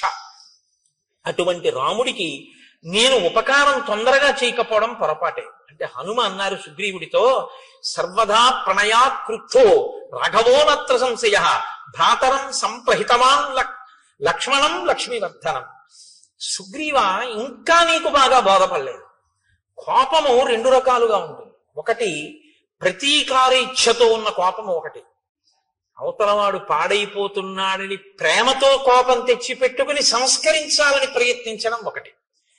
రాముడిది ప్రతీకారేచ్ఛతో కూడుకున్నటువంటి కోపం కాదు. ప్రతీకారేచ్ఛతో కూడుకున్నదైతే ఇంకోలా ఉంటుంది. ఇది ప్రణయాత్ క్రుద్ధో, ప్రేమతో కూడిన కోపం. ప్రేమతో కూడిన కోపాన్ని ప్రేమతోటే అర్థం చేసుకోవాలి తప్ప ప్రేమతో కూడిన కోపాన్ని ఇంకొకలా అర్థం చేసుకోకూడదు. కాబట్టి రాముడికి నీ మీద ఎంత ప్రేమ ఉందో అర్థం చేసుకో. ఆయన అంత కోపంగా మాట్లాడినా ఇప్పుడు లక్ష్మణుడు వచ్చేదో చాలా కోపంగా ఉన్నాడని మాట్లాడతాడు. నువ్వేం చేయాలో తెలుసా? ఎంత ప్రేమ లేకపోతే నా మీద ఒక బాణం వెయ్యగలిగిన వాడు వెయ్యకుండా ఇలా కబురు చేశాడు అని అంజలి ఘటించి వినాలి తప్ప నువ్వు నన్ను ఇలా అంటాడా అనకూడదు. ఆ ప్రేమ నిన్ను ఉద్ధరించడానికేనాయా కోపం. ఈ శ్లోకం కానివ్వండి ఇవాళ సమాజంలో సరిగ్గా జీర్ణమైతే చాలా మంది మధ్య విభేదాలు, చాలా మంది మధ్య దెబ్బలాటలు, చాలా చాలా ఆత్మహత్యలు ఆగిపోతాయి.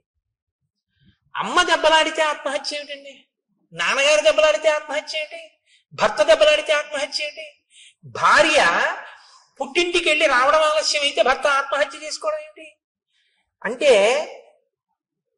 అవతల వారు ఒక మాట అన్నప్పుడు ప్రేమతో అన్న మాటని ప్రేమగా స్వీకరించగలిగినటువంటి లక్షణం కోల్పోతే ఏమైపోతుందంటే అవి ఎప్పుడు పిటపిటలాడుతూ ఉంటాయి తప్ప సంబంధాలు వాటికి అనురక్తి, ఆర్ద్రత అన్న తడి అంటి ఉండవు ఆ సంబంధాలకి.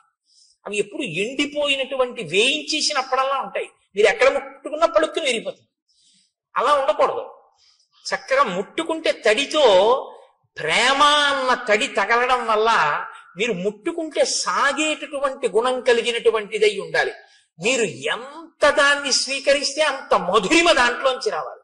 మీరు ఒక ద్రాక్ష పండుని మంచి ఎండాకాలంలో ఫ్రిడ్జ్ లోంచి ద్రాక్ష పండ్ల గుత్తుకటి తీసి తొక్క కూడా తీయవలసిన అవసరం లేకుండా ఉన్నటువంటి పండు కదా, దాన్ని తీసి ఇలా నోట్లో వేసుకుని పెదవుల మధ్య పెట్టి నొక్కండి, కళ్ళ మధ్య పెట్టి నొక్కండి, బొగ్గ కింద పెట్టి నొక్కండి, ఇలా పెట్టి వేళ్లతో నొక్కుకోండి. అది తీయటి చల్లటి రసాన్ని చిమ్ముతుంది మీ మీద. కొన్ని కొన్ని అనుబంధాలు అలా ఉండాలి. వాటిని అలా అర్థం చేసుకోవాలి. ఒక్కొక్కసారి దెబ్బలాడారు అనుకోండి, ఓ ఎందుకు దెబ్బలాడి ఉంటారు, ఎంత ప్రేమైకమూర్తి నా యందు, ఇలా అన్నారంటే ఆయనకి ఎంత ఆర్తితో అంటున్నారో అన్న విషయాన్ని అర్థం చేశాను. ఒక్కొక్కసారి ఆవిడ అంటుంది కోపంతో, ఆవిడ కోపంతో అంటే ఓ నా యందు ఎంత ప్రేమ కలిగింది, ఎంత పిచ్చిది నేనంటే, ఆ ప్రేమలో అంటుంది అని దాన్ని మీరు ప్రేమగా స్వీకరించాలి. అంతేకాని నన్ను అంత మాట అంటుందా. 1947లో పెళ్ళైన కొత్తల్లో ఇలాగే 57, 67, 77 దిక్కుమాలవన్నీ గుర్తు తెచ్చుకుని అక్కడి నుంచి ఇంకా వారం రోజులు మాటలు మానేసి కంచాలు విసిరేసి నానా అల్లరి చేసేసుకుని ఇల్లు యమలోకం కింద చేసుకుని ఆ తర్వాత ప్రారంభం ఎవరు అనుభవించాలి? వీళ్ళిద్దరే అనుభవించాలి. ఎందుకంత కోపం? ప్రణయాత్కృత.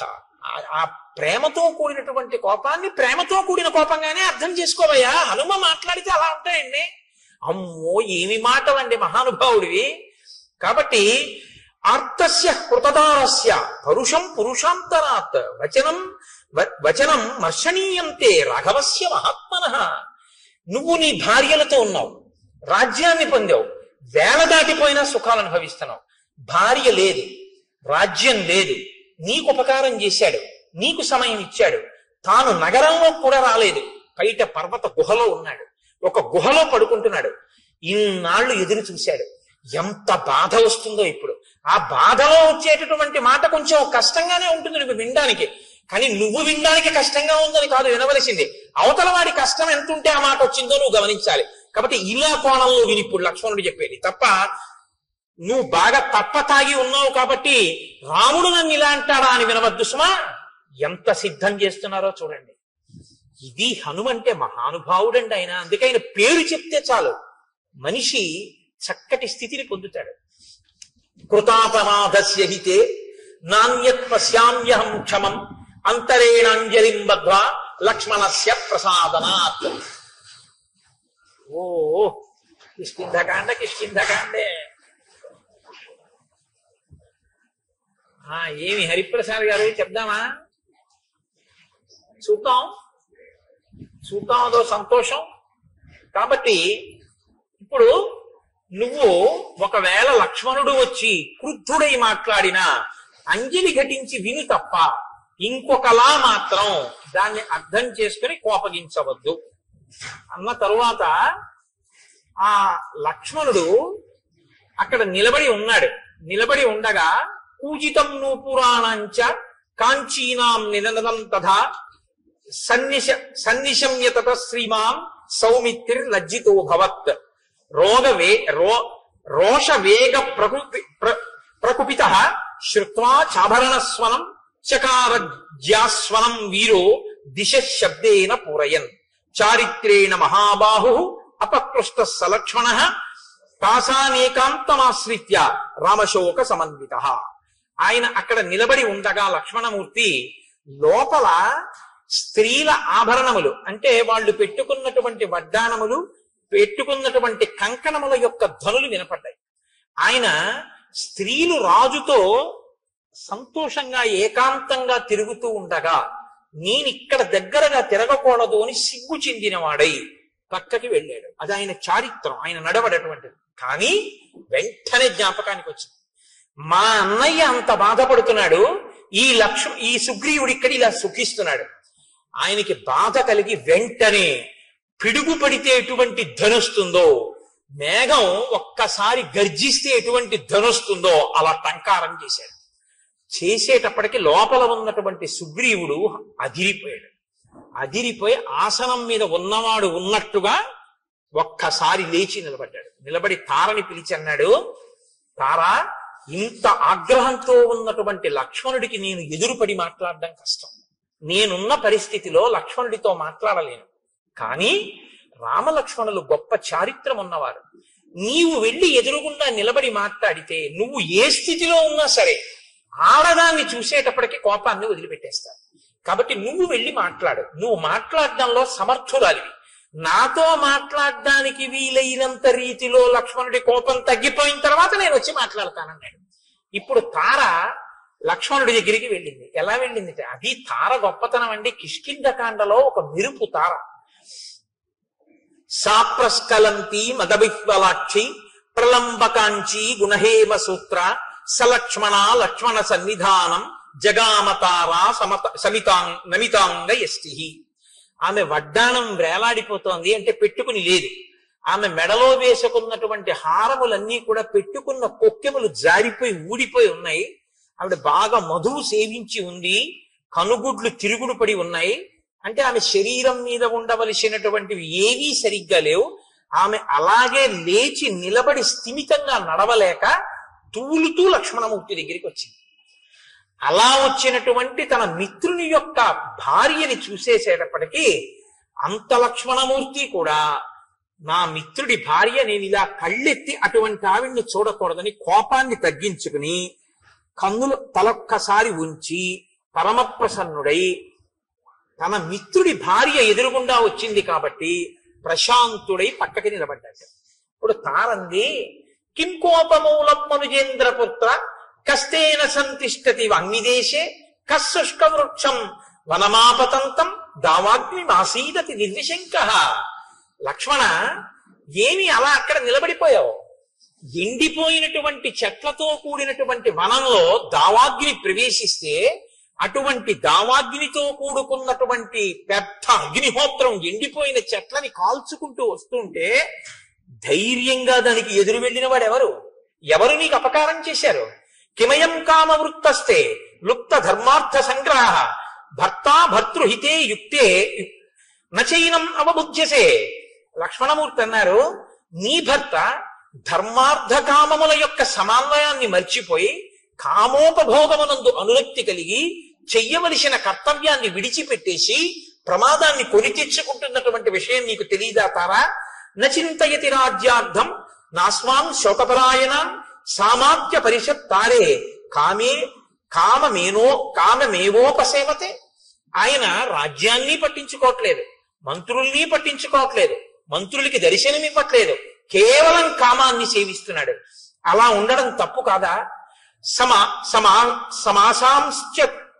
సమాసాంశ్చతుర కృత్వా ప్రమాణం ప్లవగేశ్వర వ్యతీంతాంస్తాన్ మదవ్యగ్రో విహరన్నామబుధ్యతే. ఆయన ప్రత్యుపకారం చేస్తాను అని రామచంద్రమూర్తికి మాట ఇచ్చి రాముడి వలన ఉపకారం పొంది సమాసాం చతుర 4 నెలలు అయిపోయినా కుత్వా ప్రమాణం ప్లవగేశ్వర చేసినటువంటి మాట మరిచిపోయి వ్యతీతాంస్తాన్ మదవ్యగ్రో మదం చేత తాను చెప్పినటువంటి మాట తప్పిపోయి ఇలా తిరుగుతుండడం తప్పు కాదా? అంటే తారంది, నకోపకాల క్షితిపాలపుత్ర నచాతి కోప స్వజనీ విధేయ తదర్థకామస్య జనస్య తస్య ప్రమాదమప్యర్హసి వీరసౌఢుం. నాయన లక్ష్మణ, నువ్వు కోపించవలసినటువంటి సమయం ఇది కాదు. 2, నీ వారి యందు నువ్వు కోపం పెట్టుకోవచ్చా? నీ స్వజనుడయా సుగ్రీవుడు, తప్పు చేస్తే నువ్వు దిద్దాలి, అంతేగాని నువ్వు ఆయన మీద కోపం పెట్టుకోవడం ఏమిటి? కాబట్టి నువ్వు ఈ కోపాన్ని వెంటనే విడిచిపెట్టేటటువంటి ప్రయత్నం చెయ్యి. పైగా సుగ్రీవుడు కామాన్ని అనుభవిస్తూనే నీ కార్యాన్ని సాధించడానికి కావలసినటువంటి ప్రయత్నం చేస్తున్నాడు. సైన్యాన్ని పిలిపించడానికి నీలుడికి ఆదేశం ఇచ్చి ఉన్నాడు. ఈ మాట చెప్పారు కాబట్టి లక్ష్మణమూర్తి ఆగారు. హనుమ ఆనాడు వచ్చి ఎంత రక్షించారో చూడండి. కాబట్టి అధిక గుణములు కలిగినటువంటి వాడు ఎప్పుడూ కూడా తక్కువ గుణములు కలిగినటువంటి వాడిని క్షమించగలిగినటువంటి వాడై ఉండాలి. అంతేగాని అధిక గుణములు కలిగినటువంటి వాడు నీచమైన గుణములున్న వాడి పట్ల క్రోధంతో ఉంటే దానివల్ల ఉపకారం ఏముంటుంది? కాబట్టి నీ కోపాన్ని నిగ్రహించుకో. జానామి రోషం హరివీర బంధో జానామి కార్యస్య చ కాలసంగం జానామి కార్యం తయ్యత్కృతం నః తచ్చాపి జానామి యదత్ర కార్యం. చేసినటువంటి పని ఏమిటో నాకు తెలుసు, చెయ్యనటువంటి పని ఏమిటో నాకు తెలుసు, వేళ మించిపోయిందని నాకు తెలుసు, ఇప్పుడు చెయ్యవలసినటువంటి మహోపకారం ఏమిటో కూడా నాకు తెలుసు. తం కామవృత్తం మమ సన్నికృష్టం కామాభియోగాచ్చ నివృత్తలజ్జం క్షమస్వ తావత్ పరవీరహంత తద్భ్రాతరం వనరవంశనాథం. నాయన, విశేషమైనటువంటి కామం చేత సిగ్గు అనేటటువంటి మాట విడిచిపెట్టి భోగం అనుభవిస్తూ సుగ్రీవుడు ఇప్పుడు నా దగ్గరే ఉన్నాడు లోపల మందిరంలో. అటువంటి సుగ్రీవుణ్ణి నీ సోదరుడిగా భావించి నువ్వు క్షమించవలసింది. మహర్షయో ధర్మ తపోభికామాః కామానుకామాః ప్రతిబద్ధమోహాః అయం ప్రకృత్యా చపల కపిస్తు కథం నన సజ్జేత సుఖేషు రాజా. ఇంతకాలం ఎక్కడో పర్వత శిఖరాల మీద తిరిగాడు. సుఖం అంటే ఏమిటో తెలియదు. ఇంతకాలానికి రాజ్యము భార్య దొరికాయి. కాబట్టి కామంలో అన్నిటినీ మరిచిపోయాడు. కాబట్టి నాయన నీవు ఈ విషయాన్ని దృష్టిలో పెట్టుకొని, సుగ్రీవుడు నీకు దాసానుదాసుడు, ఆయన అవసరమైతే దేన్నైనా మీకోసం విడిచిపెట్టేస్తాడు. తదాగచ్చ మహాబాహో చారిత్రం రక్షితం తయా అచ్చలం మిత్రభావేన సతాం దారావలోకనం. లోపలికొచ్చి సుగ్రీవుణ్ణి చూడు. సుగ్రీవుణ్ణి నువ్వు చూడటానికి అభ్యంతరం ఏంటి? ఆయన భార్యలతో కూడి ఉండగా లోపలికి అలా వస్తానంటావా? మిత్రుడైనటువంటి వాడు, మంచి నడవడి కలిగినటువంటి వాడు, భార్యా సహితుడైన మిత్రుణ్ణి చూడటానికి లోపలికి వచ్చినా ఏమీ దోషం లేదు. లోపలికి రమ్మని వెళ్ళాడు లక్ష్మణమూర్తి. రుమని ఒక తొడ మీద కూర్చోపెట్టుకుని చుట్టూ వానరకాంతలతో కామోపభోగాన్ని అనుభవిస్తూ కనుగుడ్లు తిరుగుడు పడుతూ బాగా మధుపాలాసక్తుడై హారములు చెదిరిపోయి ఉన్నాడు ఆ సుగ్రీవుడు. లక్ష్మణమూర్తిని చూడగానే ఒక్కసారి ఎగిరి ఆ పైనుంచి కిందకి దూకాడు. ఆసనం మించి నిలబడ్డాడు. నిలబడితే లక్ష్మణమూర్తి అంటారు, లక్ష్మణమూర్తి యొక్క ఆగ్రహం ఎలా ఉందో వాతావరణం కూడా అలాగే ఉంది.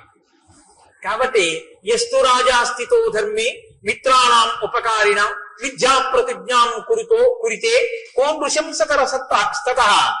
మిత్రుడికి ఉపకారం చేస్తాను అని చెప్పి ఆ మాట మరిచిపోయినటువంటి వాణ్ణి క్రూరుడు అని పిలుస్తారు. శతం అశ్వానృతే హంతి సహస్రంతు గవానృతే ఆత్మానం స్వజనం హంతి పురుషానృతే. ఒక గోవుని ఇస్తానని ఇవ్వని వాడు ఒక గుర్రాన్ని ఇస్తానని ఇవ్వకపోతే 100 గుర్రాల్ని చంపేసినట్టు, ఒక గోవుని ఇస్తానని ఇవ్వకపోతే 1000 గోవుల్ని చంపినట్టు. మనుష్యుడికి ఒక ఉపకారం చేస్తానని చెయ్యకపోతే వాడు తన బంధువుల్ని చంపి తనని తాను చంపుకున్నట్టు. కాబట్టి మాట ఇచ్చి తప్పిన వాడికి ఎప్పుడూ ప్రాయశ్చిత్తం లేదు. బ్రహ్మగారు చెప్పారు ఒకనాడు, సుగ్రీవ బ్రహ్మగ్నే చ సురాపే చ చోరే భగ్న వ్రతే తథా నిష్కృతార్ విహితా సిద్భి కృతజ్ఞే నాస్తి నిష్కృతి. బ్రహ్మహత్య చేసిన వాడికి, సురాపానం చేసిన వాడికి, దొంగతనం చేసిన వాడికి, వ్రతం చేస్తానని చెయ్యని వాడికి నిష్కృతుంది. కానీ కృతజ్ఞుడై చేసిన ఉపకారం మరిచిపోయిన వాడికి మాత్రం ఒక్క నాటికి ప్రాయశ్చిత్తం లేదు. కాబట్టి ఈ గ్రామ్య భోగాన్ని అనుభవించడం మానేసి చెయ్యవలసిన ఉపకారాన్ని చెయ్యి. లేకపోతే వాలి వెళ్లిన మార్గం మూసుకుపోలేదని గుర్తుంచుకో.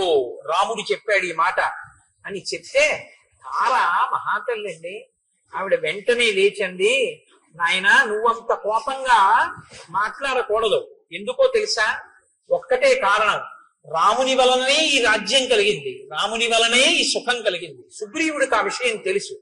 కానీ ఎక్కడ మిలిక పెట్టిందో చూడండి. అంత మధుపానాసక్త అయ్యున్న, అంత భర్తతో భోగింపబడుతూ కనుగుడ్లు తిరుగుడు పడుతూ తను బయటికి వచ్చిన లక్ష్మణుడు ఇంకా మళ్ళీ ఇంకొక మాట మాట్లాడకుండా ఉండడం కోసం ఎక్కడ బంధనం వేయాలో అక్కడ వేసేసిందంటే, వేసేసేటప్పటికి ఇంత లక్ష్మణమూర్తి ఇక మాట్లాడడం కుదరలేదు.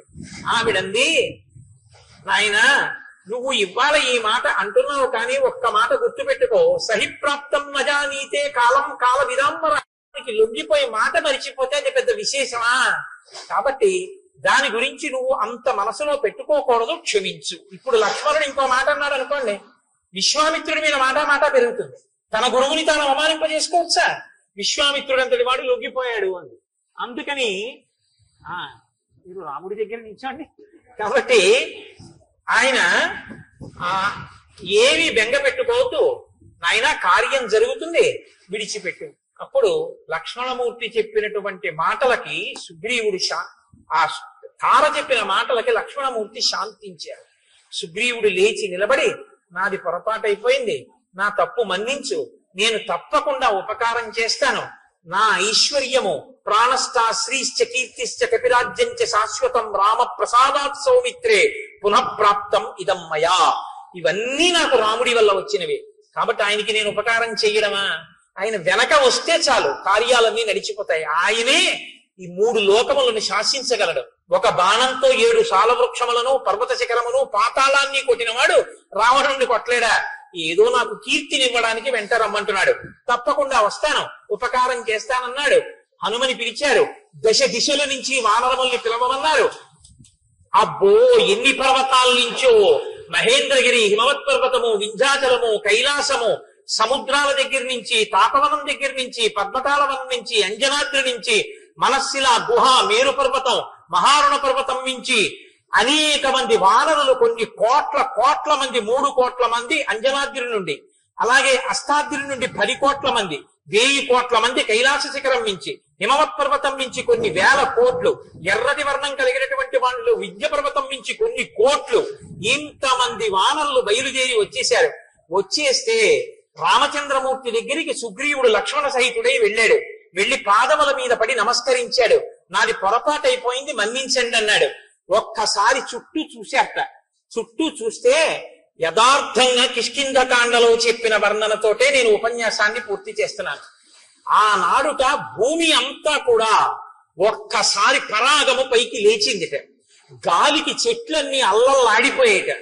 ఆ పర్వతాలు, శిఖరాలు, నదులు ఎక్కడ చూసినా వానరాలే. ఆకాశం అంతా చీకటి కమ్మేసిందిట.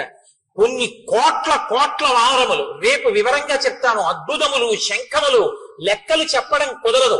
కోటిని కోటి పెట్టి హెచ్చవేస్తే ఎన్ని సున్నలు వస్తాయో అన్ని కోట్ల మంది వానరములు వచ్చేసాయి. 10 రోజులలో రాకపోతే చంపేస్తానన్నాడు సుగ్రీవుడు. కొండలు నిండిపోయాయి, పర్వతాలు నిండిపోయాయి, శిఖరాలు నిండిపోయాయి, చెట్లు నిండిపోయాయి. వాళ్ళు వస్తున్నటువంటి వేగానికి చెట్లు కదిలిపోయాయి. భూమి మీద ఉన్నటువంటి పరాగమంతా లేచిపోయింది. ఎక్కడ చూసినా భల్లూకములు, లాంగూలములు, వానరములతో కిష్కింద చుట్టుపక్కల అంతా నిండిపోయి వానరములనేటటువంటి వర్షం వచ్చిందా అన్నట్టుగా ఉండిపోయింది. అంతా చీకటి కమ్ముకుపోయింది. అటువంటి చోట పరమ సంతోషంతో రామచంద్రమూర్తి మనసు చల్లబడింది. అందరూ సంతోషించారు. సుగ్రీవుడు లేచి రామచంద్రమూర్తికి నమస్కరించారు. రామచంద్రమూర్తి ఎంతో ప్రసన్నులయ్యారు. ఒక్కసారి ఆ వానరులందరి వంక చూశారు. ఓ, వర్షం వచ్చే ముందు మేఘాలతో ఆకాశం ఎలా నిండుతుందో అలా నిండిపోయింది ఆకాశమని సాక్షాత్తు వాల్మీకి మహర్షి వర్ణించారు. అందరి మనసులు చల్లబడ్డాయని వర్ణించారు. యథార్థంగా అదే స్థితిలో ఇవాల్టి ఉపన్యాసాన్ని నేను పూర్తి చేస్తున్నాను. రేపటి రోజున దీని యొక్క వివరణ రేపు సాయంకాలపు ఉపన్యాసంలో చేస్తాను. మనకేం భయం లేదు. తక్కువేమి మనకు రాముండొక్కడుండు వరకు. ఆయన అనుగ్రహం కిష్కింధకాండలో ఇంకా సీతాన్వేషణానికి హనుమ బయలుదేరిపోతున్నారు. ఇంకన్నీ చల్లని వార్తలే, చల్లబడిపోవాలి. కిష్కింధకాండ చివరికి వచ్చేటప్పటికి మీకు యథార్థం చెప్తున్నాను. ఎందుకంటే ఇక మంగళ వార్తలు ప్రారంభం అయ్యాయి. అంతే, లోకం కూడా చల్లబడింది. ఇన్ని వానరములు వచ్చేటప్పటికి మరి వాయువేగం ఎలా ఉంటుందండి? ఒక్కొక్కడు ఎంతంత వేగం. అందుకే చూడండి ఎలా ఉందో వాతావరణం కూడా. శ్రీరామాయణం ప్రత్యక్షంగా ఆవిష్కరింపబడింది. మనం రామనామం చెప్పి మంగళం చెప్దాం.